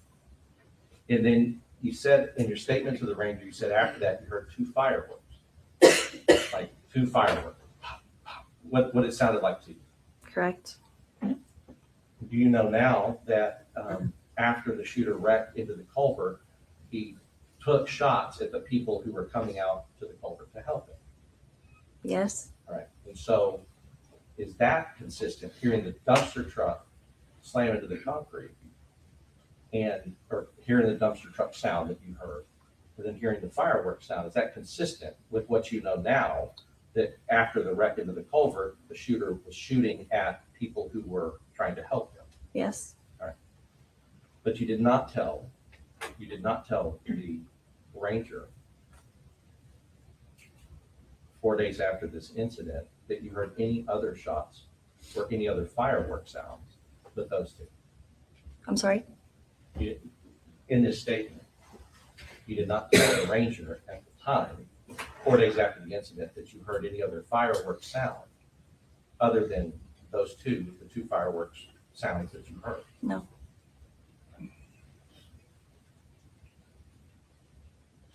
And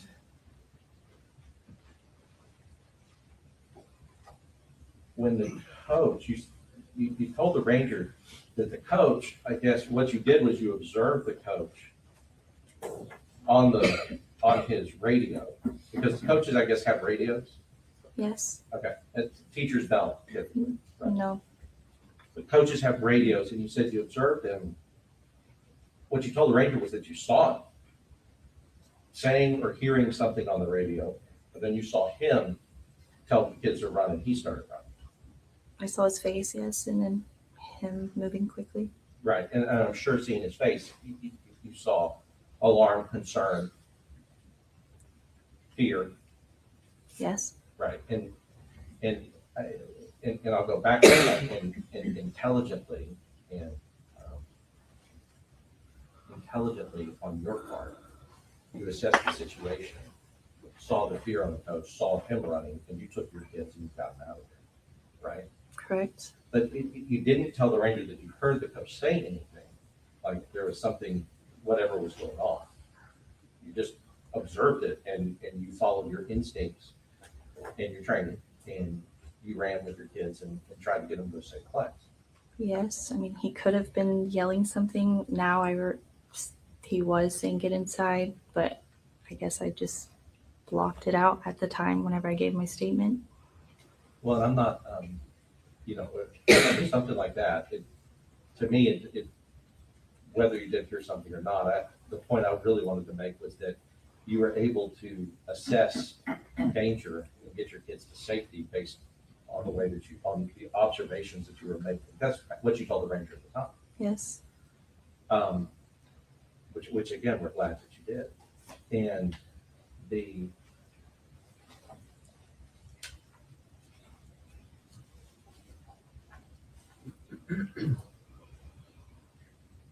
and at the point that you were talking to the ranger, you knew that the person, the monster responsible for doing this to these children, you knew that person was dead. I'm sorry? The monster responsible for doing what he did to these children and hurting these children, you knew that he was dead when you talked to the ranger. Yes. Right. And you understood that the purpose for you giving the ranger information, the reason they were talking to all of you. Jeff is assuming what's in the ranger's mind. That's something you couldn't possibly know. Well, okay, if you'll rephrase it, I'll sustain objection. Okay. I want to talk about what's in your mind, right? In your mind, when you're going to sit down with the ranger after something like this has happened, that you were a witness to part of this, in your mind, you understood that you were sitting there to give information as part of an investigation into what happened. Yes. Right. And in your mind, you knew that it was important to tell the ranger everything of any significance that you saw or experienced during that time. Could you repeat the question? Sorry. No, it's okay.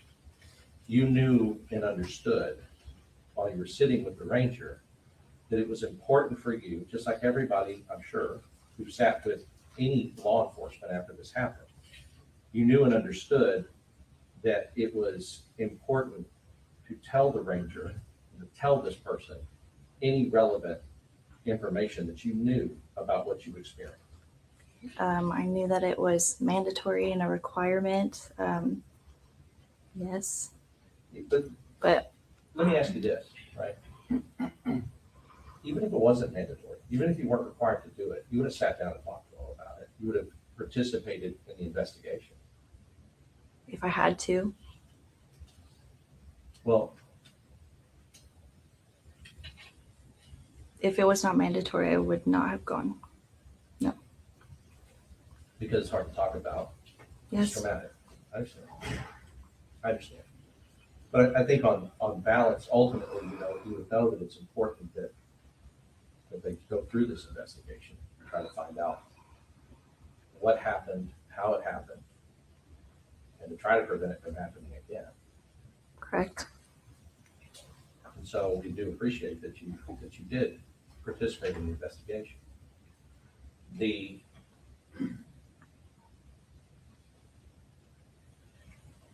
However, later, I guess after you spoke to a ranger, you came in and you testified to a grand jury. An hour later? No, later, Oh, after. sorry. Because it wasn't an hour later. Yeah, It was years later. yes.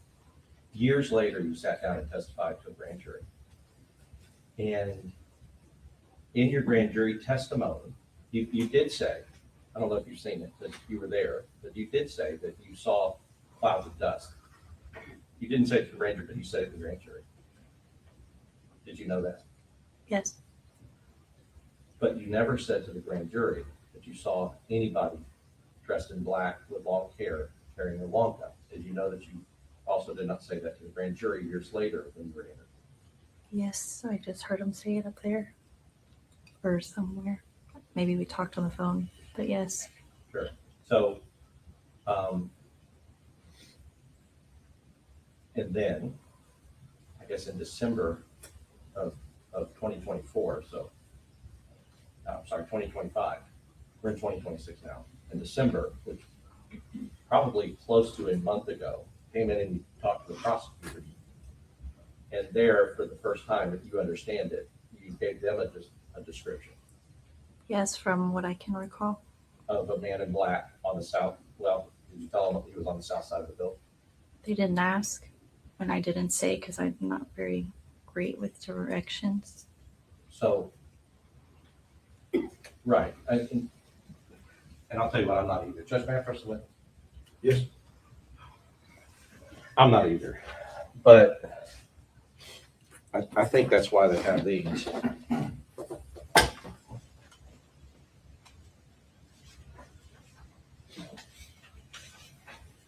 This is the south, and I'm not asking you. So I've just got to say, sorry if I just scared everybody out of their pants, But anyway, I do have to say that this dude is doing a really great job at trying to unring that bell. I've missed parts and pieces of it because I've been running around trying to do this and that and the other. But sorry, Margaret, did I just scare you? Did you jump out of your skin? But anyway, yeah, I think he's doing a really good job. I just wanted to say that. That's all I wanted to say. He's like, well, I'm not good with directions either. That's why we have these things. But I want to go back and re-listen to this because I missed some of her answers to some of his questions, important questions. But we didn't hear her say in that interview that was played that she saw the shooter, right? And I think that was the biggest thing he wanted to go back to. And he's like, don't you think that would have been a big question that would have been brought up had you said that, So anyway, back to it. To the great west, south.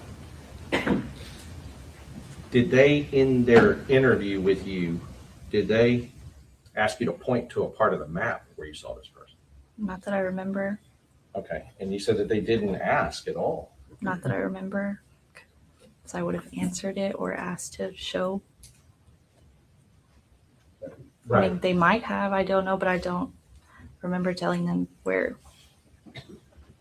But you understand now that that would have been in December, that would have been the first time that anybody involved in the case would have heard you say that you described somebody that looked like the shooter.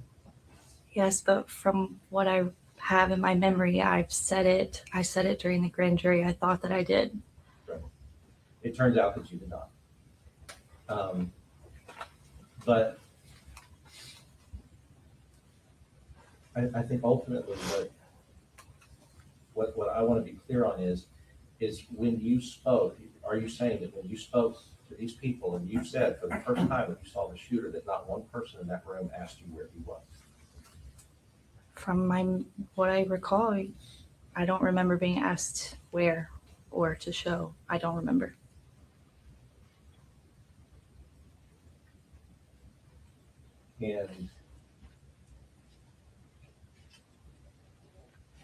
And I guess, and you also know that information was never given to us. Now I know that, yes. So,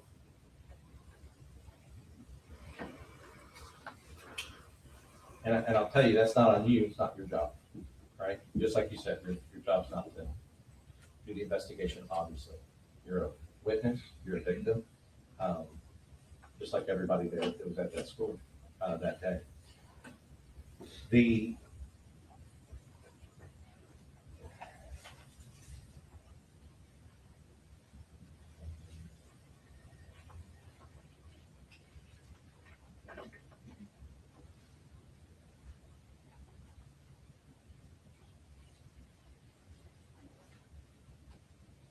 Were you aware, or did you know, because the ranger was asking questions about the locks at the school. And you said, yeah, sometimes we're alone, or, we prop it open. I know we're not supposed to. And just so we can be clear, I mean, nobody's alleging you had anything to do with an unlocked door at any place in the school, first of all, right? That has nothing to do with you. But I'm asking more about the past. Were you ever aware of the school district officials, like the principals, the administration, issuing magnets to teachers that would defeat the door locks? No.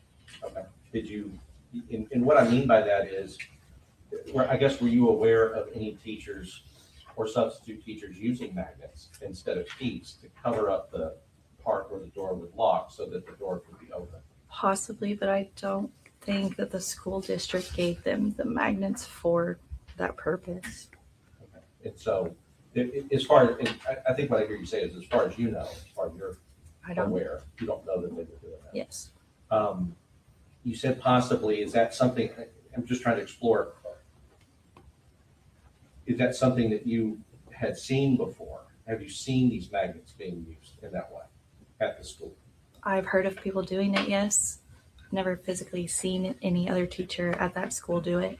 Okay, right. But you heard of it as a practice with some teachers, but you hadn't personally witnessed it or seen teachers do it. Do I have that right? Correct.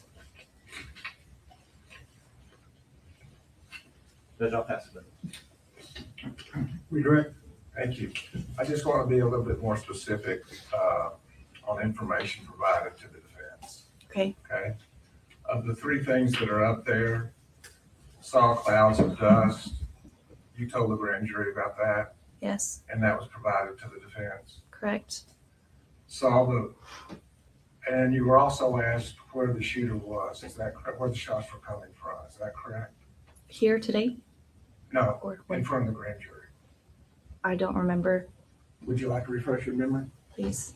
May I approach your arm? Yes.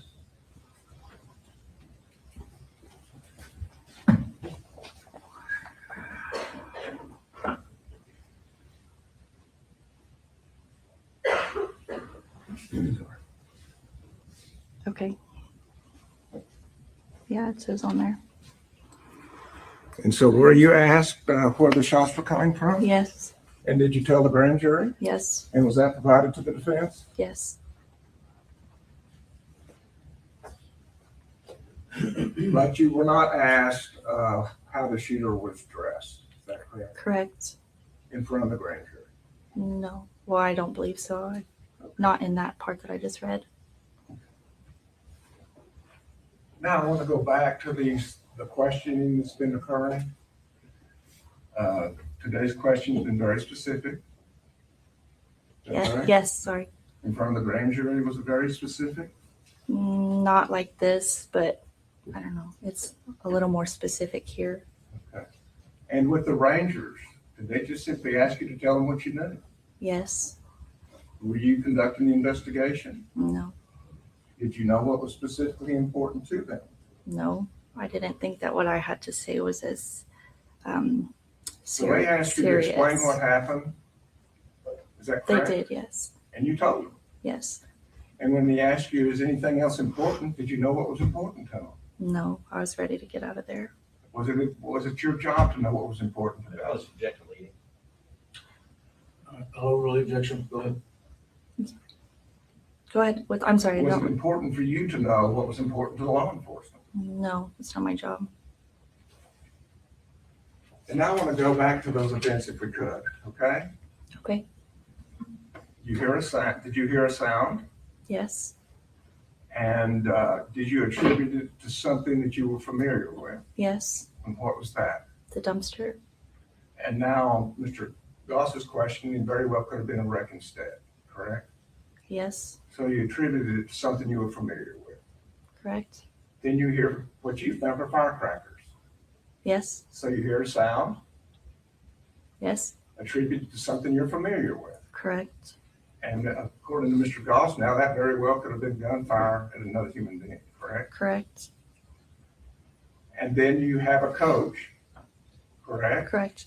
That tells you to, or what is your testimony? Did he tell you to go and lock down, or what, did he say anything to you? I don't remember if he said anything. I just saw his face and I saw him pull up the radio and But at that time, I knew. I believe he said to Mr. Goss that you were thinking bailout. no, when I got into the classroom, the kids said that they were not taking it seriously because of all the bailouts. Okay. But I didn't think that it was a bailout, Oh, it's like fine. based on the coach's face, I guess, and Okay. everything. All right, That never, I guess, crossed my mind. very good.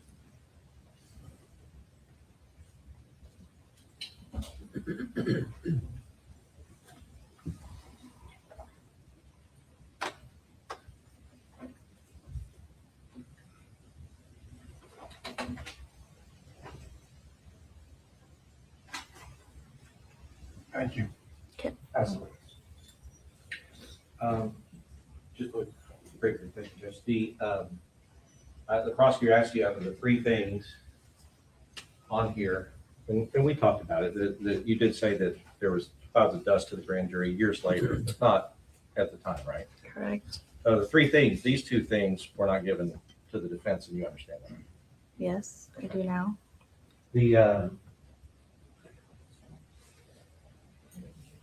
I'm sorry, I didn't hear what the last question was. It may be important. Oh. Did you say? I said, the three things, the two things, you said the three things on the board, I said, those three things, those two things weren't given to the defense. One and two. Okay, I just want to make sure I heard that.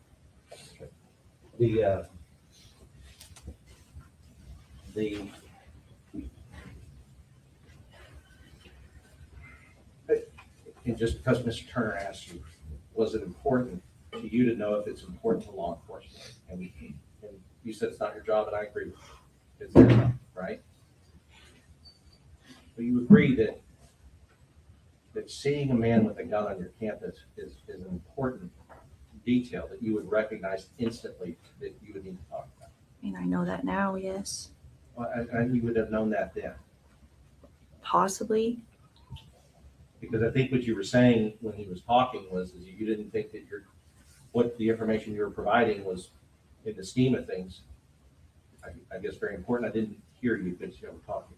Yes, I didn't think that what I had to say was very important. I didn't think that it mattered based on or compared to everything else. I understand, but seeing a shooter and being shot at are important details. You would agree with that? I mean, it depends on who you are. I don't know, I guess. Possibly. I'll pass. Just one more question, Your Honor. Of the three things, Mr. Dawson's agreed that you did tell the grand jury it was provided to them that they saw clouds of dust on the playground, correct? Yes. But he said that you did not, or the information was not provided, and you did not say before that you saw the person on the south side of the building. Is that correct? Correct. But you were asked that question from the grand Yes. jury, I weren't just you? read that. Yes, sorry. And would you tell us what you told the grand jury? Yes, it was towards obviously the building indicating. So I'm guessing I was pointing at that time or something. At that point, the coach had yelled, "Hey, get in the room." No further than Okay. that. I'll just the whole point. So the specific question was asked where, and you said obviously toward the building, and then it says indicated, so you pointed to something. Is that correct? Yes. So that information was provided to the grand jury Yes. Sorry. and the defense. Yes. Absolutely. Okay, Judge. All right. I'm sorry. I don't want to do this to you. I'm sorry he keeps doing it. Saw. Oh, who do you mean, Patricia? Do you mean the prosecutor or the defense? Which one do you mean? This person on south side of building, and I'm not irritated with you, it's them, saw this person on south side of building. Now what you just read from the grand jury, you agree with me. You never told the grand jury that you saw the person on the south side of the building, however he's trying to make it seem. You would agree with that? Yes. Shots coming from a location is not, I saw this person on the south side of the building. You would agree with that as well?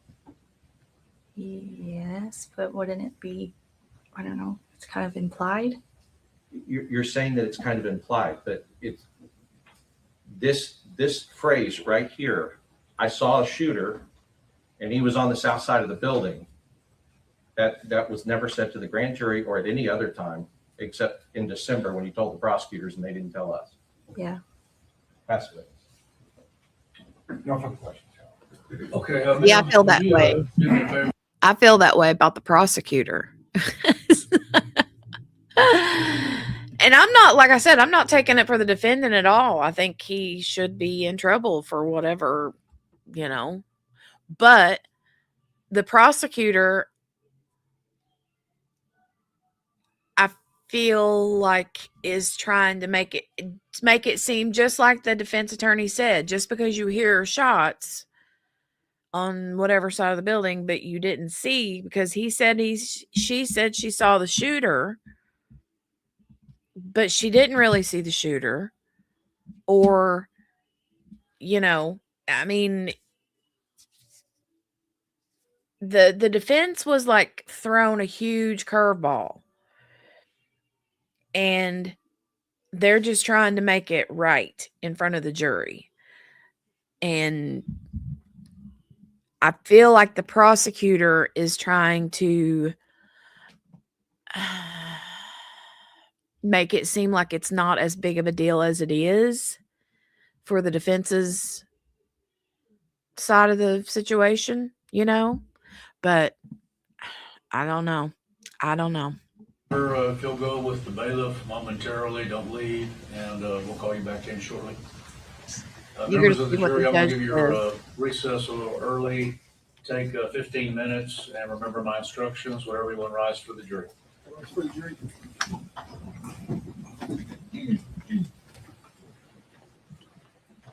I'm eager to see what the judge says, to be honest.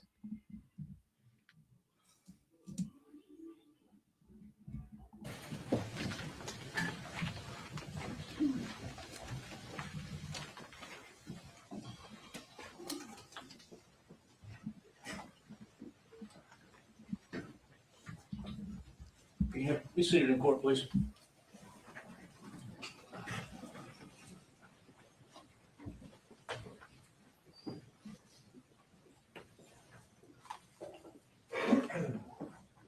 All right, let the record reflect we're outside the presence of the jury. The witness has completed the testimony. Where are we at on motions? Yes, Your Honor. After considering the testimony of the witness, avail us, the defense, of the remedy of instructing the jury that they cannot consider her testimony at all for any purpose in its entirety.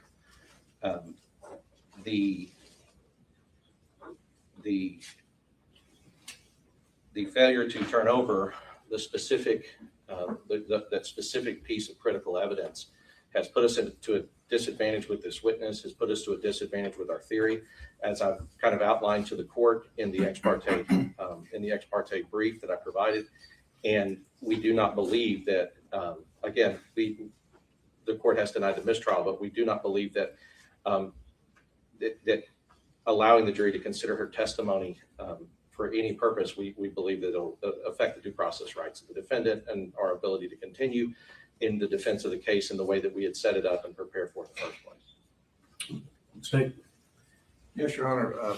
The accusation yesterday was significant. It gave us significant pause. The three very important things were left out. Number one, the shots flaring up around her. Number two, where the shooter was. And number three, the clothing that he was wearing. That gave us significant pause. But lo and behold, yesterday, we were able to find out they did actually have the information about the shots being fired up behind her. The evidence has been developed today that they did actually have the evidence that she said that the shots, I agree, not the gunman, but the shots came from the building and then indicated. So they do have information that she was aware of where the shots were coming from. That does leave, though, Your Honor, still that disturbing point about the clothing not being turned over. We agree that is improper. We should have done it because it was new information. It didn't seem all that significant since we had photographs of the shooter in black. But nonetheless, we believe, number one, it has all been cured through cross-examination. He's pointed out that she didn't say it originally. The jury is aware of the truthful nature of her conduct all the way, and they weren't ready and prepared to do that. It has not caught them off guard as of now because of the court granting a continuance. Second of all, Your Honor, we believe that if the court does believe some kind of measure is appropriate, we ask the court not to throw the baby out with the bathwater, and that is the only surprise that they're addressing is the black hair and the gun, and it would be appropriate if the court feels like that caught them off guard and has affected their defense to instruct the jury not to consider that portion of the testimony. Your Honor, may I respond to that? Because I feel like I'm getting gaslit with this clothing thing. That is not the issue about black clothes. It is the fact that she said that she saw a man who matched the description of the shooter with a gun. That's the key issue. It's not his clothing or the fact we know that he was wearing black. And ultimately, I think what the defense, what the prosecution doesn't know about the defense strategy, the court does know.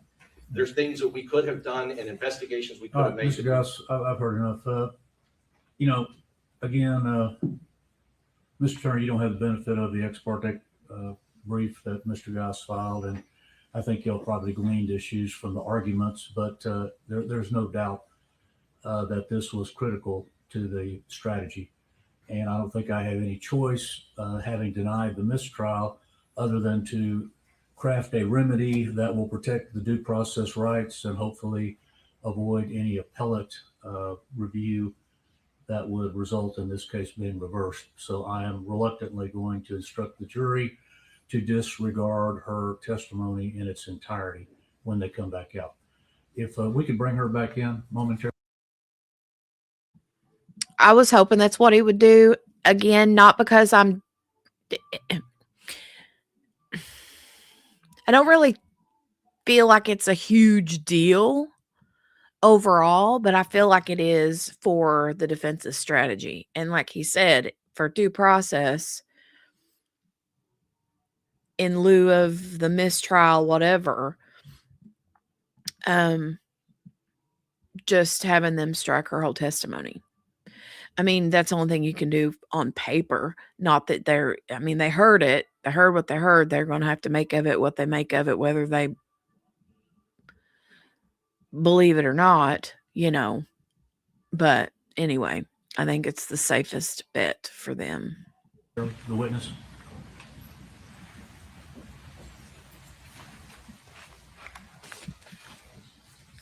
It's just going to be weird though, coming through, coming back in and them sitting down after hearing 2 days worth of testimony from her so far, for the judge to be like, well, I know that you've sat here for the last amount of time listening to this testimony, but I just need you to act like you didn't hear any of it. She has been, absolutely. I feel bad for her too. Yeah, Gail, they have to cover all the bases for appeals. Yeah. But I am with the defense on that. She said he had no idea that nobody knew she was going to say, yo, I saw the shooter with the gun. And then she says it in front of the jury. That had never been brought out in the interviews or nothing. Just all of a sudden, she just drops that out of thin air. And so the defense is like, but wait a minute, if you say you see the shooter, that puts my defendant on the same side of the building as the shooter would have been. And that's an issue. That's a problem, because according to them and other people's testimony, he wasn't on the same side of the building as the shooter. So, I think after this trial, a whole lot of things will be changing in courtrooms and schools in terms of security. Well, I hope so. I mean, I don't know, Cherie. This was what, 3 years ago, 4 years ago now, 3.5 years ago, and there's still been a lot since then. So I think that the whole country could do better on. I got my own things about it. For me personally, I want to say if they can protect just any person at the airports, people at the airport have to go through security and all that, and scanners and x-ray machines, whatever you call them. What do they call those? The big tall things you walk through. If they have to do that at metal detectors, is that what? Not metal detector. What am I looking for? What word am I looking for?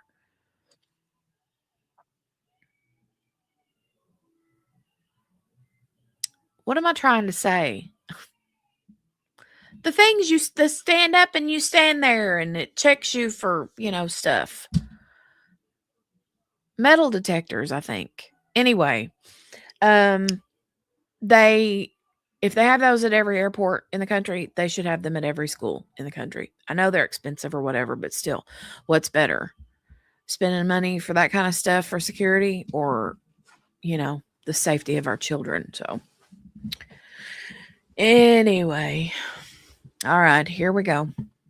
That's just my own personal opinion. Anyway.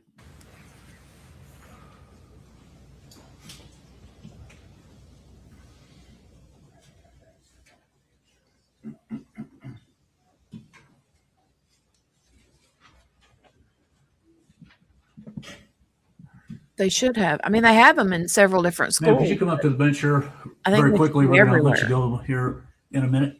I think they should be in every school. I hate to talk to people from the bench. You don't have to sit down. Just right here.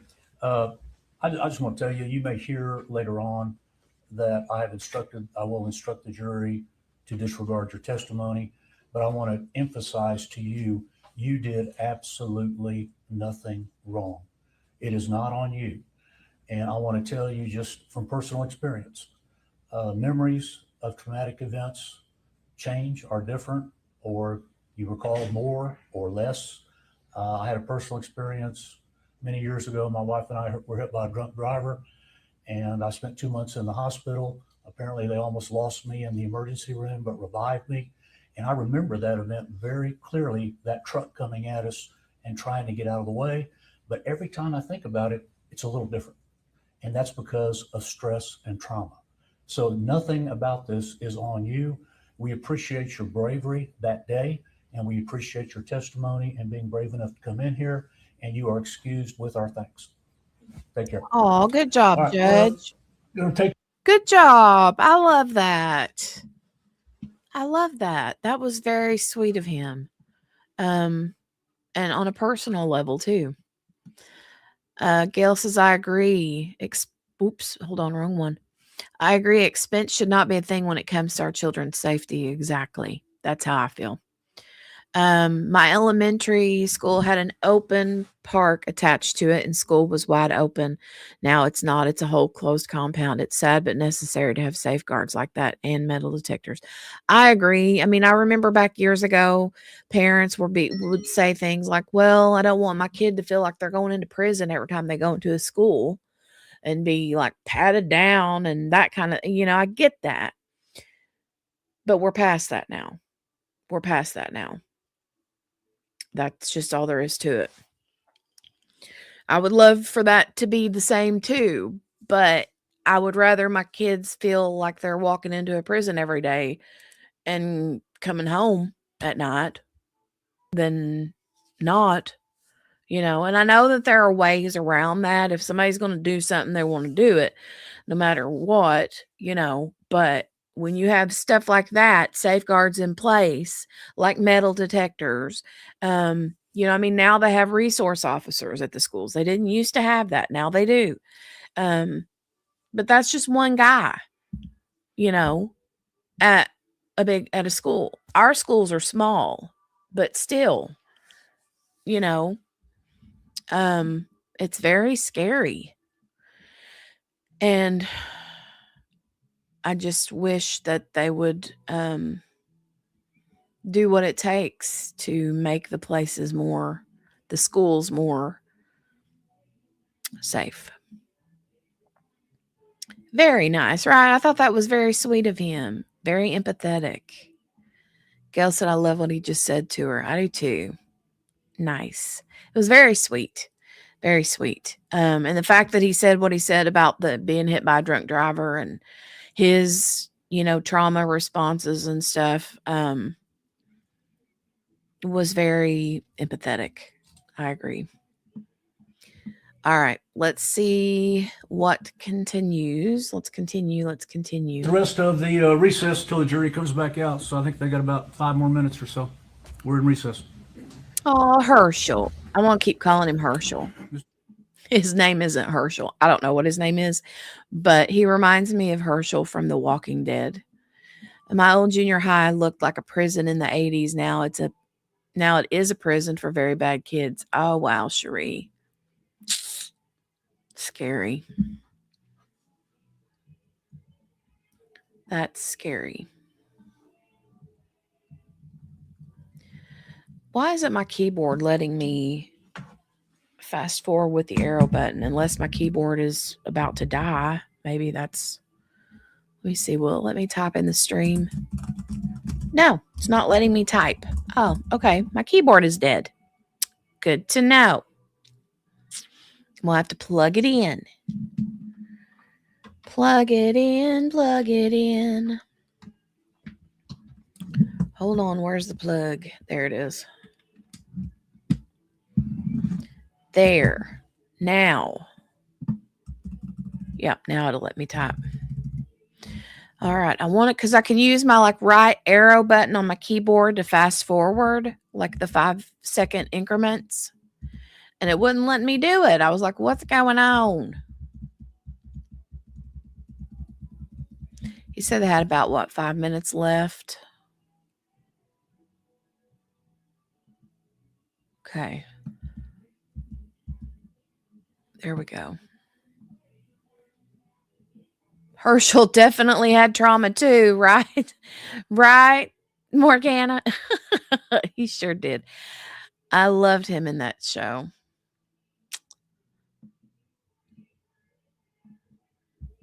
Oh, Big Kid is in there listening to Signing Time with Alex and Leah on his TV. Come and play. Do you guys remember, or do you guys know who Signing Time with Alex and Leah? He's watched that since he was a little bitty kid, and he still loves to watch that show. He's been doing a lot of signing stuff too since he's been watching it.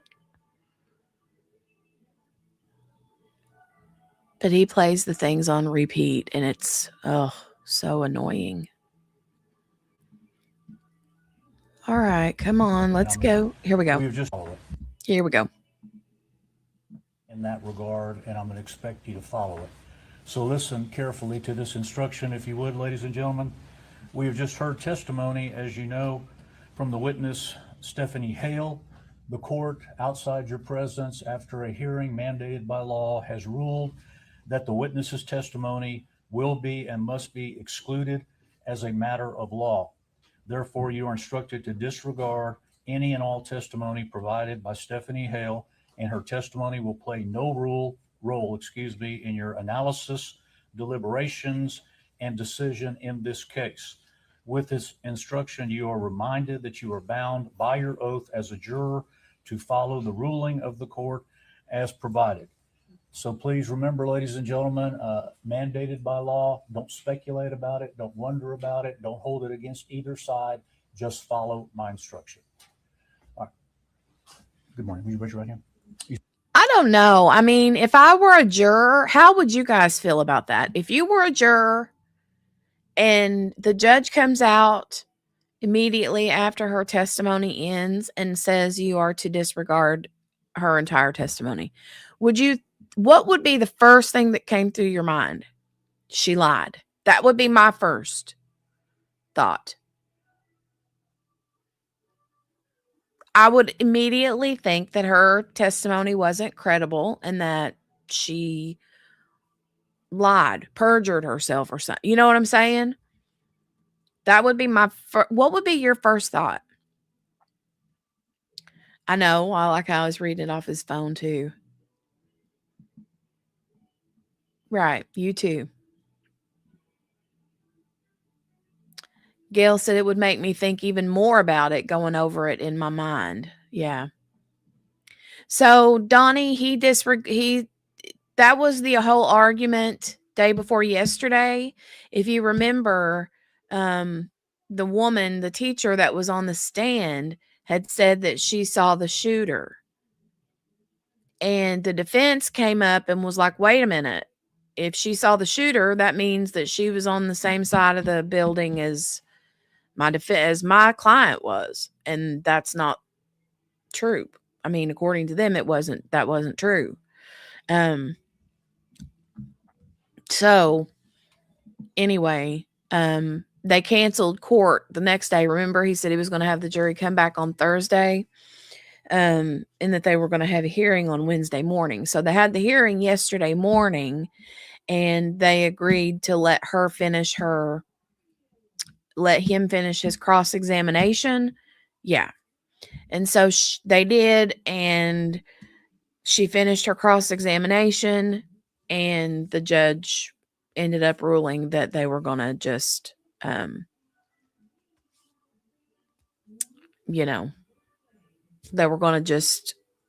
was going to tell the jury to disregard her entire statement. So, right. And Donnie said, if I were a juror, I'd drive myself crazy making up stories in my head. Didn't they try and get a mistrial yesterday in the judge? Yeah. Her version of C is different than mine. Yeah. So anyway, I think probably though, because they'll talk about it. I know they're not supposed to talk about it now, and I hope they don't. But when it comes time for them to start their deliberations, I'm sure they'll say, okay, so what did you all think about the first witness that they said disregard their statement? And they'll talk about that because they'll be running things through their head.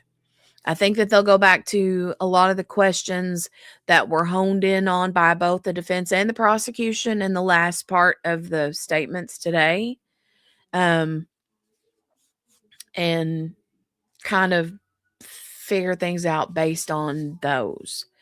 And then they'll end up coming up with their own answer as to why the judge would have told him to disregard her statement or her testimony. So I don't know. Interesting procedural stuff though, for sure. Yeah, for sure. All right, here we go. I'm gonna go check on kiddo, make sure she's good. Solemnly swear the evidence in the testimony you're giving this cause will be the truth, so help you God. You can have a seat over here. Thank you, ma'am.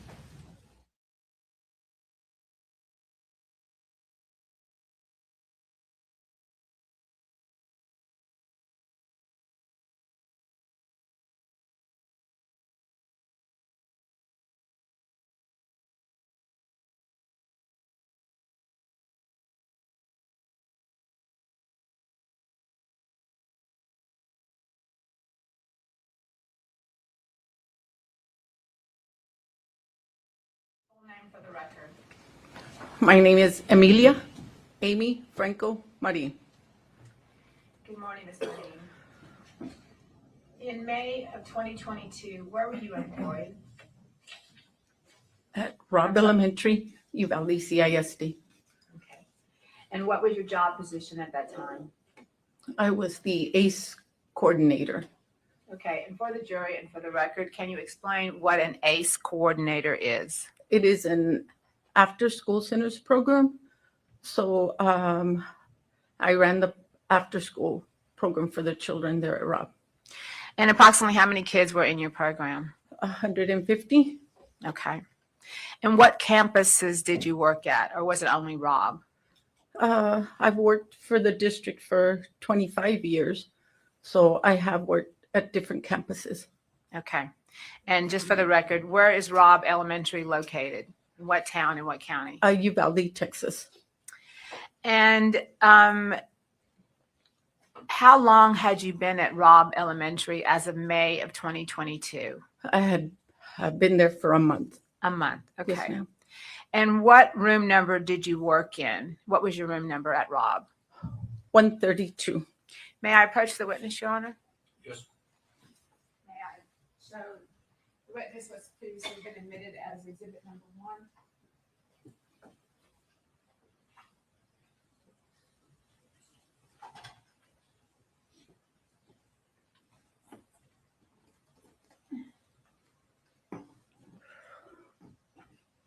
I'll tell you what, I'm going to put it over there so you don't have to get up too far.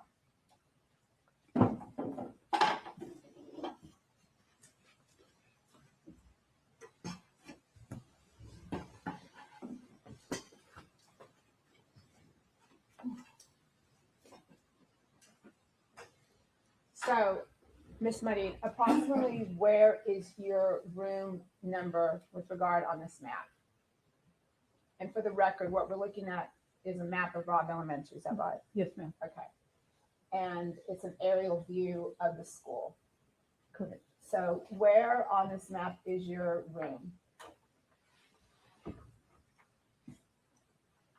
My room is located. Okay. And what we're looking at is the west side of the campus, the northwest building, is that right? Yes, ma'am. Okay. And it's slightly southeast of the street of Geraldine, right? Yes, ma'am. Okay. Now,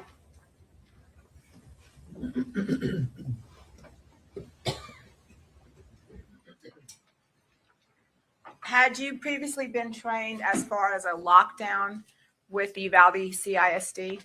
No, ma'am. Okay. Did you know what to do as far as what you're supposed to do in a lockdown situation? Yes, ma'am. Okay. And for the jury, can you explain what that is? Because I am in a classroom, turn off the lights and lock my door. Okay. Now, are you still employed with the Uvalde Independent School District? No, ma'am. Okay. Now, I'm going to take you back to May 24th of 2022. What time did you arrive at school that day? Approximately about 7:30 in the morning. Okay. And is that the time that you usually arrived on campus? No, ma'am.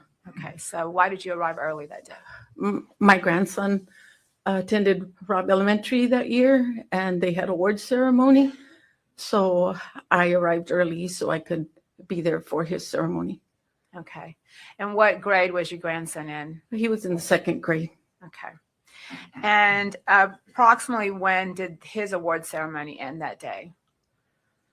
I'm going to say maybe about 9:30. Okay. And what were your plans for the rest of that morning? Every other morning that I would have to show up to work, I was always at another campus. And that morning I wasn't scheduled to go anywhere else. So I stayed there and I began to plan the celebration for my students for the next day. So I went to my classroom to prepare. Okay. And this celebration, what kind of celebration was it? It was an end of the school year celebration. So we were going to have a dance for the students and their families. Okay. And were you coordinating the celebration with another teacher? Yes, ma'am. Okay. And what was his name? Gabriel Gonzalez. Okay. And what were you and Mr. Gonzalez's plans for? Was he supposed to be doing something? He was the one that was in charge of purchasing food, snacks for the dance. So he came over to my classroom and we spoke about what we were going to serve, where we were going to serve it. And he had a list of what snacks and food he was going to get. And so we spoke about that. And then he left to the grocery store to go purchase the items. Okay. And while he was at the grocery store, were you still in your classroom? Yes, ma'am. Okay. And at some point, did you hear back from Mr. Gonzalez? He texted me and said, hey, I've already got the groceries. Can you go and unlock the gate so we can deliver everything through the back and not have to carry everything from the front? So if you were pointing at the back, when you say the back, can you tell the jury what area you're talking about? We called this the back of the campus, and that was considered the front. Okay. And for the record, you pointed to the far northwest side of the campus off of Geraldine Street. Yes, ma'am.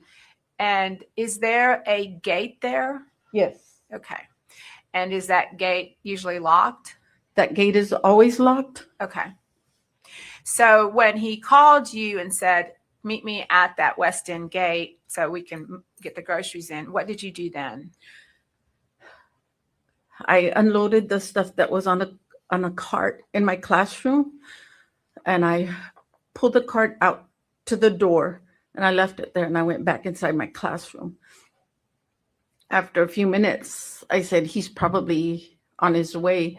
So I pushed the cart out of the door as I'm going out.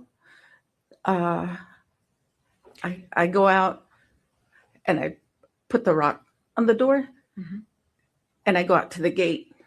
Okay, let me stop you right there. Approximately what time did Mr. Gonzalez contact you or text you? It was probably about 11:20. Okay. And you put the rock in the door for what reason? So I wouldn't have to lock it and unlock it, lock it and unlock it, because it's always supposed to be locked. And you thought it was locked that day? Okay. Yes, ma'am.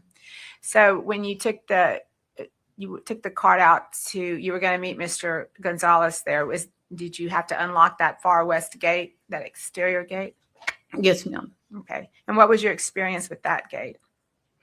I have employees that would always unlock it when we were releasing the students.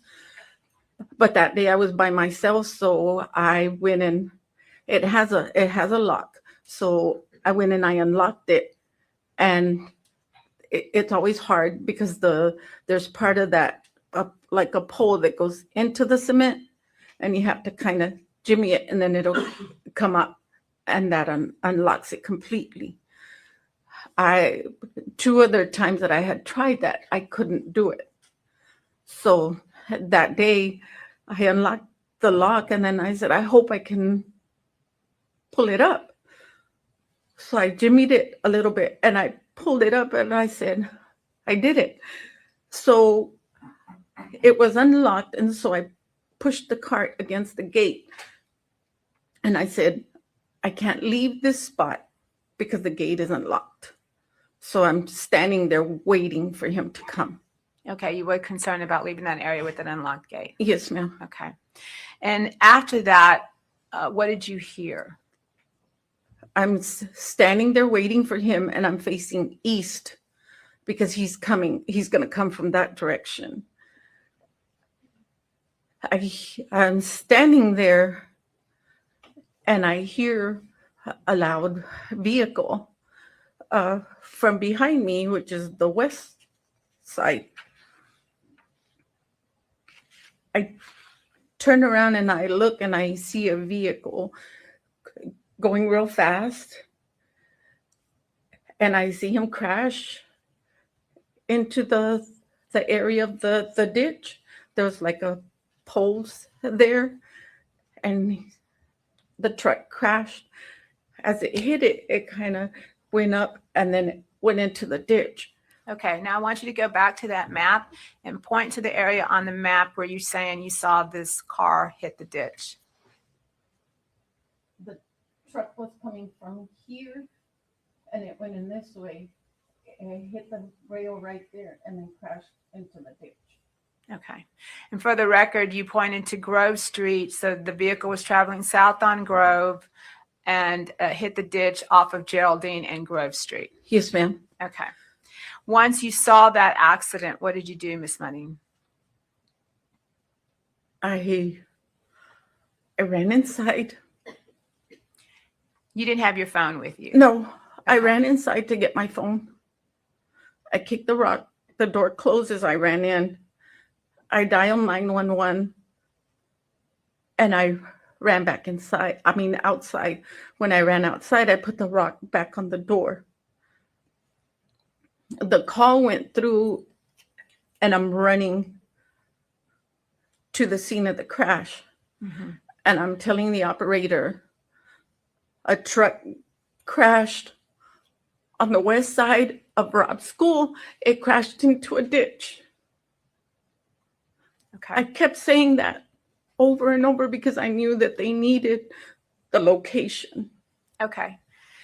And when you're on the phone with 911 and you're telling her where this accident happened, what do you see then? I'm still running as I'm telling her the location. So I'm running to where the truck crashed. As I'm running, I'm holding the phone with my left hand. And let me stop you right there. Why are you running towards the crash?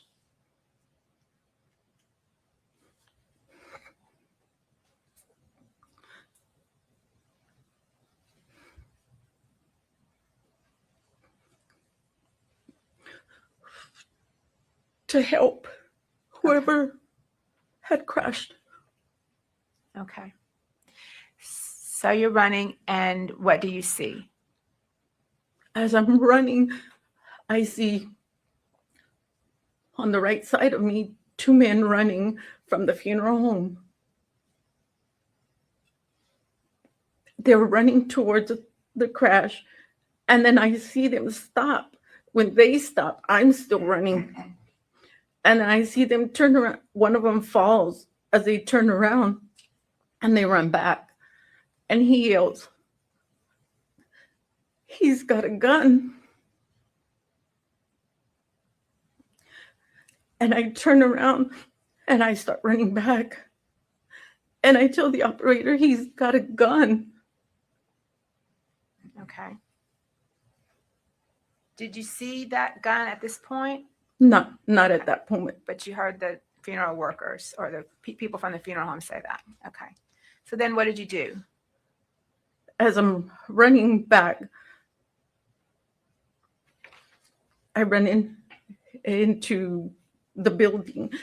I kick the rock and I close the door. And I run to the classroom. And I bang on the teacher's door across from me. I'm banging on the door, and she opens the door. She says, "What is going on?" And I said, "Call the front office. There's a shooter on campus." she closed the door, and the operator asked me, "What is he wearing?" I ran back to the door. Okay. I'm holding the phone with my left hand, and I'm looking through the window, and I tell him,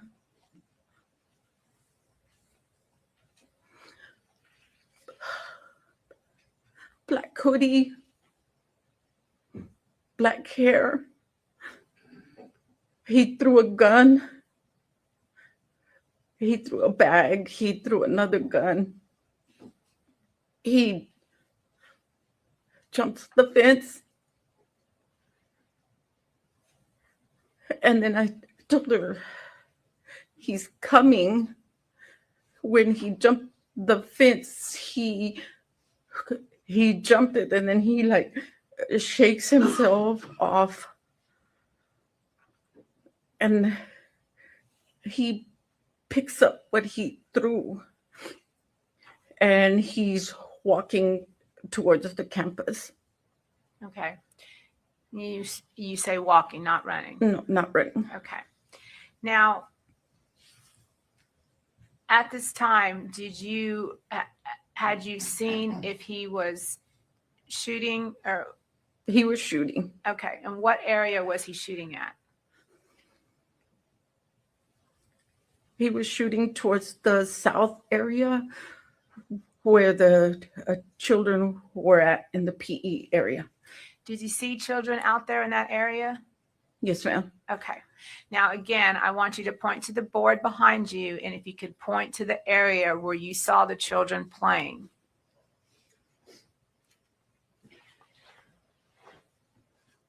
They were playing here in this area, right here. Okay. And for the record, you pointed to the southeast area on that map between the south end of the fourth grade building and what's that building below the very bottom on that map? The pavilion. Okay. This right here. Okay. The pavilion, and that's where the PE classes are. Okay. And what can you hear from the kids at this time? They're screaming. Okay. So, and are they running into the building? Yes, ma'am. Okay.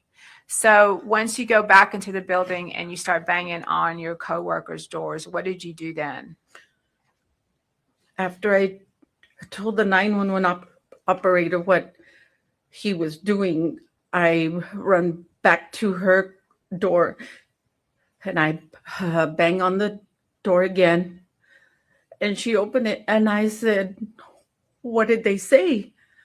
And when you say they, who were you referring to? The office. Okay. Because I had asked her, call the front office. There's a shooter on campus.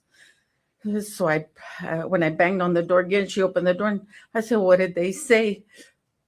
And she said, they didn't answer. And I said, "Oh my God." And I turn around, and I see the kids from the south door already running in and screaming. Okay, I'm going to stop you right there, Miss Bunny, and I need you to point to the board and show the jury when you say that you kids coming in from the south door, where are you talking about? I'm still right here, and the kids are coming in from this door, Okay. the south door, from the PE area. Okay, and for the record, you pointed to the south end of that building. Yes. And so the jury understands where your classroom is, that length of the building, is that a hallway? Yes. And then then the hallway goes south. Yes. So it's almost like a shape of a T. Yes. So you go to the middle of that hallway, running from east to west, and you can see the hallway going north to south. Yes. And that's where you see kids running in. Yes, Okay. ma'am. And they're running in from that south end. From the south end. Okay. And what are you telling the kids as they're running in? I run up a ways into that hallway, and I'm yelling at them to come in and to get in their rooms. Okay. So at this point, you know the shooter, you saw him shooting at the south end, and did you see him after that, after you ran to the door? When I was at the door, I just saw him like getting near the cars that were parked there. How far did you see him come up? It was a little bit past the half mark. Mm-hmm. And then after that, the cars were parked there, so I couldn't see after that. Okay. But you did see him shooting towards the south then? Yes, ma'am. Okay. And when you're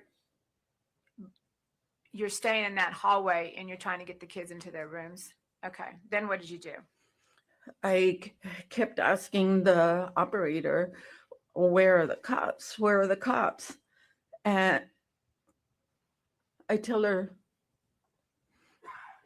there's kids running everywhere, because I looked down towards the east hallway, and there was an area out there where the kids could play as well, and they were running into their classrooms.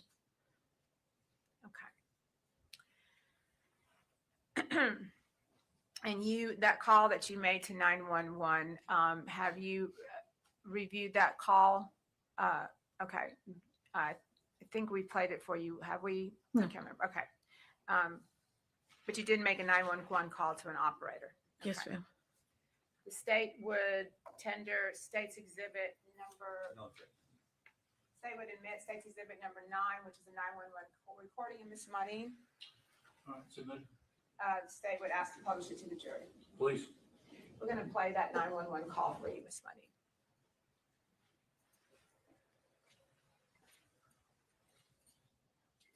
County 911. Yes, there was something accident right there behind our school. Behind our school, she ran into the ditch. What county did is a pickup. What truck is a pickup truck? It's a pickup truck now? I heard them coming over. Oh my God, they're running. I don't know why. Oh my God, it's not the time. But I have you around to 715 Oak Creek Road, have a one vehicle accident, white pickup truck crashed in the ditch. Have a caller and advise him now for your cabin gun. Ma'am. Hello? Yes. Okay, ma'am, how many people running? 3 people running. 3 people running?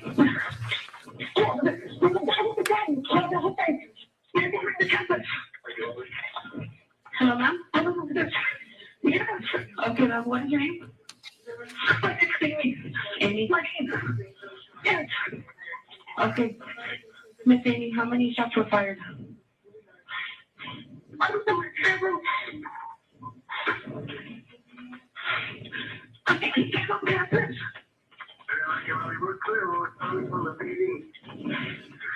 He's over there on campus. Okay, ma'am, he's on campus.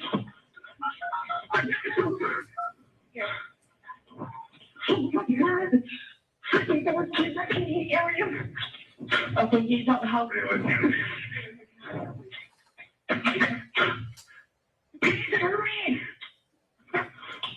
Miss Amy, can you give me a description of the man with the gun? You can't.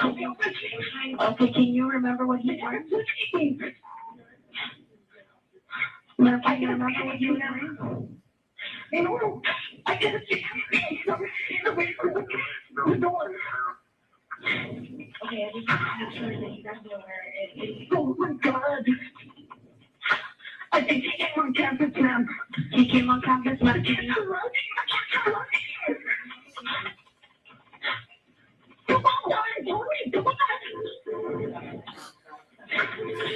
Okay, now can you remember what he was wearing? I don't see him, ma'am. I did not see him.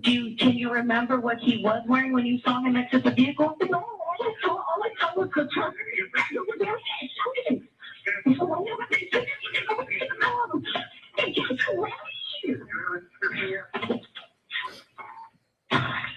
Oh my God.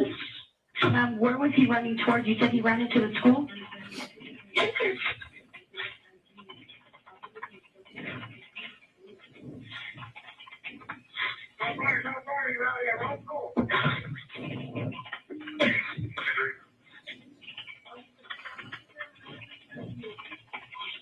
Okay, ma'am.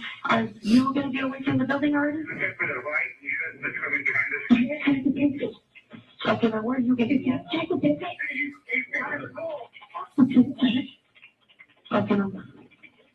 Ma'am, he's too strong. Where are the cops? Okay, ma'am, I do have units already pulling up.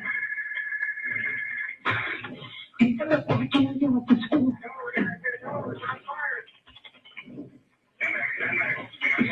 Okay, now can you tell? Units of Valley College?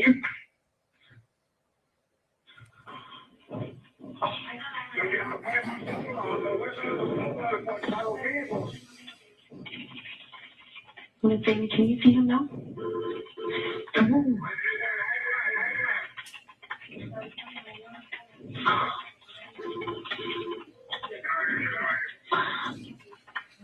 Okay, Miss Devyn, you can't see him anymore?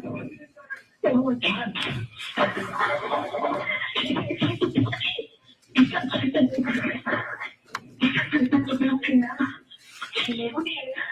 Okay, ma'am, he went inside the building?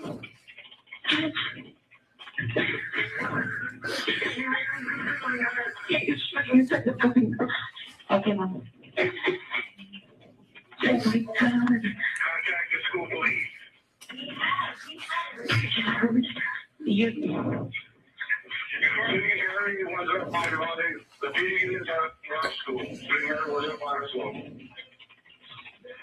Okay, ma'am, we do have the officers on scene, okay?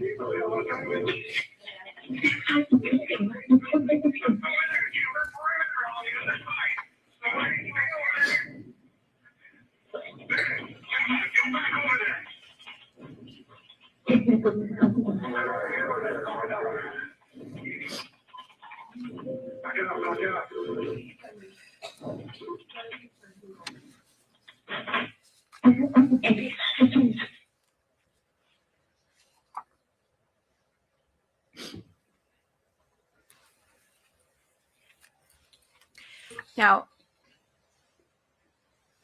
Ms. Modine, we see and hear you trying to relay information at the same time that you're trying to get the children into the classroom. Is that right? Yes, ma'am. Now, after the 911 call ended, what did you do?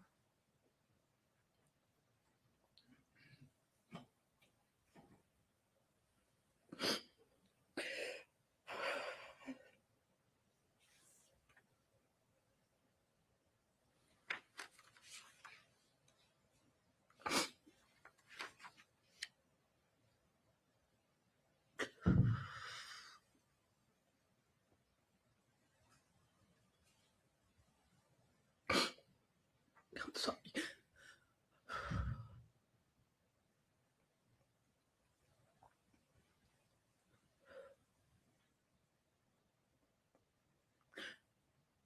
I had ran inside my room to go call the front office from my intercom.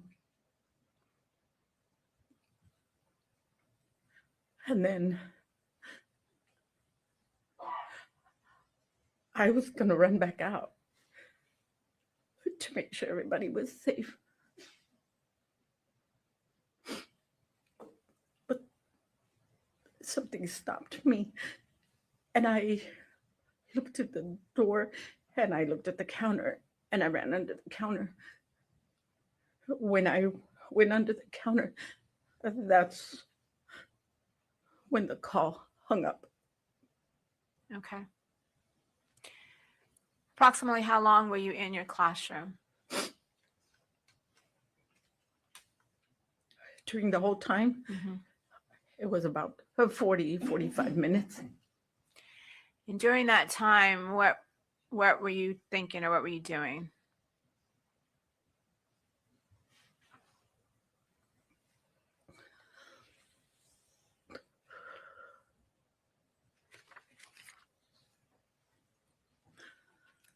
The shots wouldn't stop.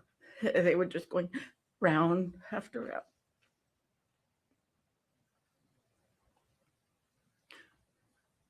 A round would go off, and then there was total silence. And then another round, and total silence. And one of those times that it was silent, the AC kicked on, and I said, "Don't turn on, I'm not gonna hear him when he comes this way." And you just hear more shots. They were like nonstop. And I thought, he's gonna kill me. He's gonna kill me. He's gonna kill me. I'm gonna die. I'm gonna die. I said, as I'm in under the counter, I think I'm looking at the floor and I'm thinking, I'll tackle him from his ankles and knock him down with my shoulder. And then I said, get up on the counter. When he comes in, jump on his back, poke his eyes out, take the gun away from him. So you were anticipating how you would confront the shooter if he came into the room. Yes, ma'am. Now, just one more question. How do you explain that feeling, just so we understand what that feeling is?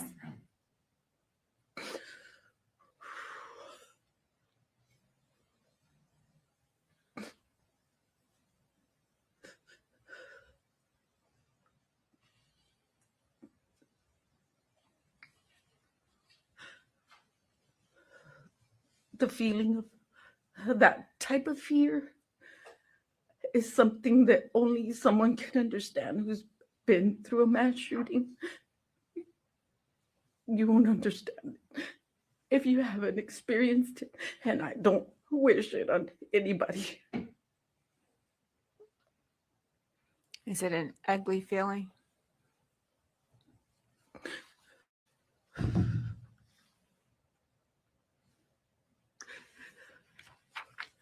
It haunts me to this day.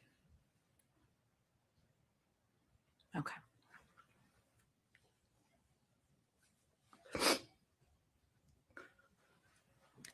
Pass the witness. Please. Ms. Maria, my name is Nico.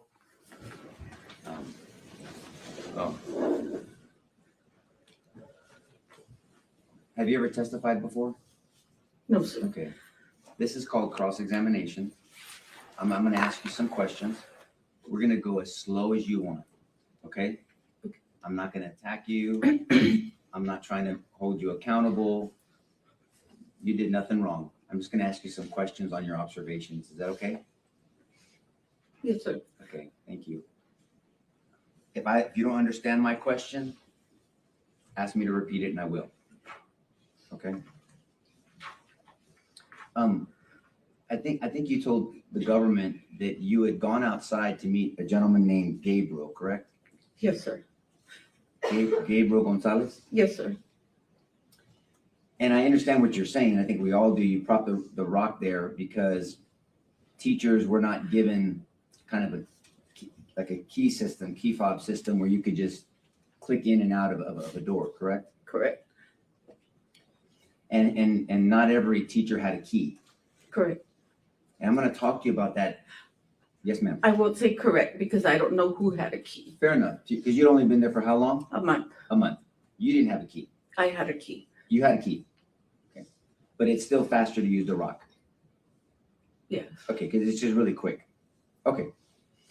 And when you went out to see Mr. Gonzalez to get the supplies, and then you went through the crash, and you saw that going on, and you came back inside to get your phone, correct? Correct. And then you go back outside, and then we hear you on 911 with the operator. I'm real curious before we get into those details. Did you realize, what did Mr. Gonzalez do? When I was waiting, of course, he wasn't there yet. Can I show you where I was at? Yes, ma'am. When I Approach, ran, Judge. I was running to help him, so I ran to about right here. I came out of the sidewalk and I ran all the way to here. So that's a good distance. Yes, sir. Because I've been to this location. So you came from the west, and for the record, I'm pointing to the west door entrance and exit, right? Correct. And so you went from the X, do you mind if I'm this close to you? No. Okay, thank you. Okay. You went from here all the way down Geraldine to where the blacktop ends near Grove Street. I ran on the outside of the campus, not the inside. And what's I ran the from the difference? sidewalk. There's a fence. Correct. Here. Okay. And so you came out here and you got to the blacktop here on Geraldine? No, not to the blacktop, I was about it. Okay. And by that time, had Mr. Gonzalez showed up by that time? No, sir, I'm outside and I'm asking the teacher to call the front office. I'm in the hallway telling the kids to get inside. When I go into my classroom, that's when I see Mr. Gonzalez drive off. So he came in through the U and he drove off. And so at some point, Mr. Gonzalez came in and you don't know what he saw or didn't see? No, You have no idea if the government spoke with him? no, I do not. Okay. Do you stay in contact with Mr. Gonzalez today? No, sir. Okay. And practically, I mean, you put a rock at the door because you thought the door was locked. Yes, sir. I mean, if you thought the door wasn't locked, you wouldn't have to put a rock at the door. Correct. So you get back inside and we can hear you and I'm very sorry you went through that. I think we all are. That sounds very traumatic, but we hear you on 911 and you're giving a description of what you're perceiving from that door. Mm-hmm. And so just, may I approach, Judge? Yes. And so that west side door, and we'll probably see a picture of it. There's not a big window here. No. It's a door. I don't know which door you came in, and it has a window strip, correct? Mm-hmm. So your view is limited to that window strip, correct? Correct. So you can see in front of you fairly decent, but you definitely can't see to either side without opening the door to check. Correct. Is it an outward swinging door or inward swinging door? Outward. Outward. So if I'm outside the building, I would pull to open it. Right. So is it fair to say that your view from that door was limited? It was limited, which is when the shooter jumped the fence, I could see this way. When I had ran to her and the operator said, "What is he wearing?" I ran back and I'm seeing him, and from where he's getting to the vehicles, that's when I'm going like this in the window because I can't see him anymore. Yes, ma'am. Judge, just for procedural purposes, would you prefer me to ask before I approach every time? Because I might have to come back and forth. No, go ahead. Thank you, Your Honor. I want to make sure it's clear because I don't know if it's been explained yet. So when you say he jumped the fence, so the crash is here at Geraldine and Grove, correct? Correct. And that's kind of a culvert, and there's a railing here, and he went over the railing into the culvert, right? He went through the railing, like crashed into the railing. And I don't want to make you stand up again, but is the fence you're talking about here? No, the fence was right. What fence did he jump? He jumped this fence. Okay, is that the perimeter for the school? Yes. Okay, so he jumps this fence. Now, by this time, you're already back to the door? Yes. And you're on 911 by this time? Yes, sir. And then he's walking. I think you testified previously that he was running, but No, he was walking, right? Have you seen the video from the funeral? No. You have not seen that? Okay. What have you reviewed in preparation for your trial today? I'm sorry, I have seen the video like on the news where they show some of the Yes, ma'am. funeral. Yes. And that's something we're gonna talk to a lot of people about, because the news has shown a lot of these things. Right. And so I'm gonna ask respectfully, if you could, if we have to take some time, distinguish what you saw at the time versus what you saw later on the news, okay? Thank you. And so you have seen the funeral view, Yes. because there's some videos from here. Yes. And so he's walking, but at one point you described him as running. And that's not, it's okay, it's normal to do that, but you described him as running at one point. I don't think I did, but In the grand jury testimony? Maybe, okay, well, regardless, he's coming to the school. You testified that you perceived, because you're looking through the door, you perceived that he was shooting towards the south side of the building. Would you also agree that from where the door is, the perception is everything to the left of this door is the south side is towards the south side of the building? Is that a fair Correct, statement? yeah. So if he was shooting out these windows, that could be perceived by you, understandably, through that little window of him shooting towards, because it is towards the south side of the building, but hitting these windows. Is that a fair statement? Anything to this side of you is the south side of the building, right? Towards the south side. Because this is the south entrance. right, correct, This is considered the east entrance. correct, There's no north entrance, but this is the north side of the building, correct, of the school. And this is actually the front of the school. correct. Okay. So this is considered the west side of the school. And so anything to this side of this entrance appears like the south side. Right. Because it is actually, right? Right. It's towards the south side. Mhm. And you didn't know at the time, but you knew he was shooting, and later you found out that he was shooting out these windows. He was, when he was here, walking here, he was already shooting to the south direction. Right, to the south direction. You just Right. couldn't tell which were part of it. Right, Okay, so he was shooting in this direction. correct. Okay. And we'll ask somebody else about shell casings, if there's any evidence of that, okay? And so when he did that, you're in here, and have you seen the video from inside the school? Yes. Okay, and we're gonna go slow on that one, okay? And so while you're on the phone, you are yelling down for everyone to get in their classrooms. Yes? Yes. And is there a system to warn other teachers of incidents like bailouts on the phone? Is it like a texting system? They have a Raptor system, the school district does. Raptor. And was that, but you were notified of you knew about the Raptor system, right? I knew about it, but I wasn't on it. Fair enough. But the purpose of the system is for teachers to text each other incidents. I don't know if they text each other. I'm If gonna they're, object as to speculation. She's already said she didn't have it on her phone, and she didn't got it, so at this point, any testimony about Raptor is speculation on her part. Well, just she answered the question, that's fine. Okay, proceed. But you know that things like a bailout could be communicated between teachers. I'm gonna object as to bail out. I mean, he's gotta lay the predicate that she even knows what a bailout is. I was about to do that. Okay, I'm gonna overrule the objection. Ma'am, these questions, if you know the answer, you can answer them. If you don't, just tell him. Okay, proceed. And if you don't understand any of my questions, you say, Nico, I don't understand your question, and you know I'll ask you again, okay? yes, sir. Yes, ma'am. And don't answer a question that you don't know. Okay. There's a rule of evidence that you have to have personal knowledge. I'm gonna do my best not to ask you a question you don't have personal knowledge of, but you can check my homework and tell me if I'm wrong, okay? Yes, sir. Okay. And so do you know what a bailout is? I do. Okay, will you please describe to the jury what a bailout is? It is when a vehicle is being chased by a police officer, police vehicles.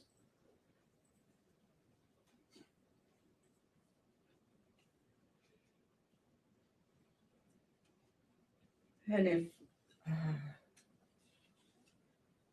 the people being chased get out of their vehicle and run out. That is correct. And that school had dealt with a lot of bailouts. Objection calls for speculation. Judge, if she knows. If you know, ma'am, only if you know.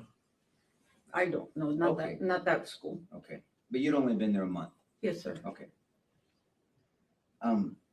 But what you do know about that school is that school did not have a full-time officer assigned to it. They did not. And that's not your decision, that's more of a school district decision, right? Correct. Do you know if anybody had complained about that school not having a specific full-time officer or officers? I do not know.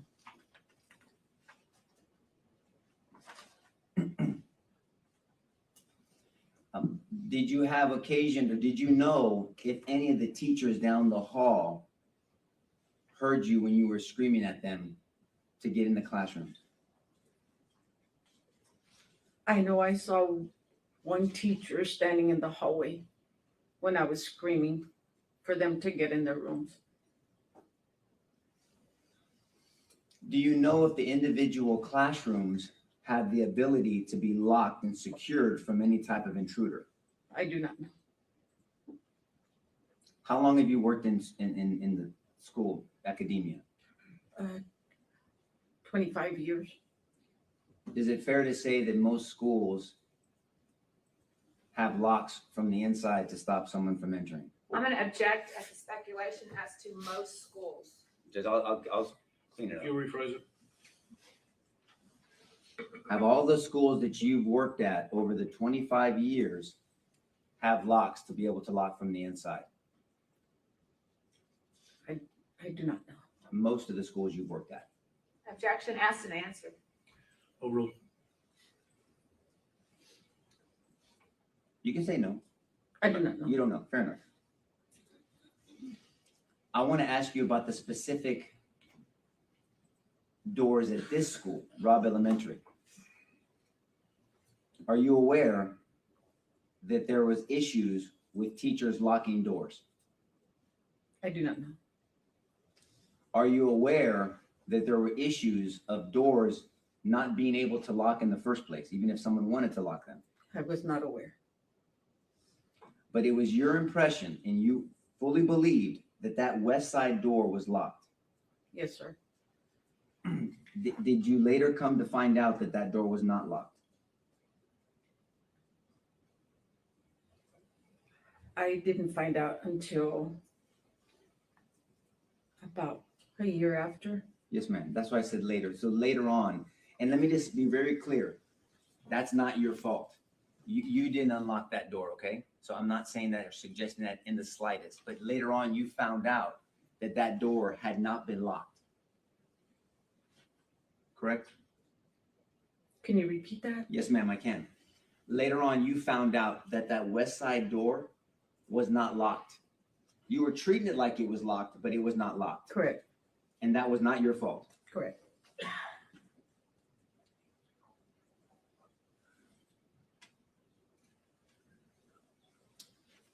Thank you very much. Pass the witness. No more questions, Judge, and may this witness be excused. Subject to recall. No, Judge, you can. Okay, ma'am, you are released from the subpoena and you're not subject to recall. Thank you very much. Thank you. Next witness. Mr. Hill? Randy? Okay, guys, we're going to end for today. It is almost 6 o'clock. So I wanted to wait until this witness was over. I didn't want to stop mid testimony.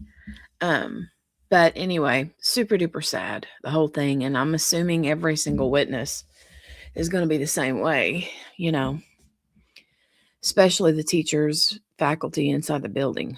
Oof. Bad day to have to relive, right? But yeah, I'm going to go ahead and get out of here. I will see you guys back tomorrow for a little while. Hope that you have a great rest of your day. Send prayers for little kiddo. She is running a fever. I'm going to have to give her some Tylenol, but she's in there napping right now. Hopefully it's just a belly bug and that's it. So anyway, you need an outfit for Saturday. Why? What's Saturday? What you got going on Saturday? Thank you, Gail. Thank you, Sherry. Hopefully she gets over whatever it is quick. If she's still not feeling good tomorrow, like I said, I'll take her to the clinic and see what's going on.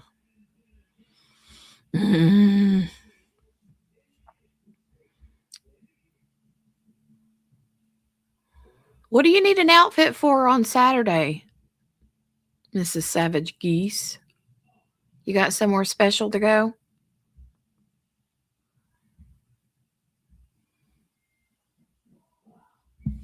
You got somewhere special you have to be?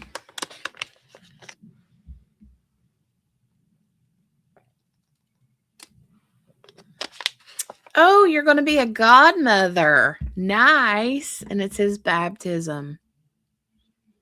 Wow, that's so sweet. Congratulations. God love. Oof, squishy little babies.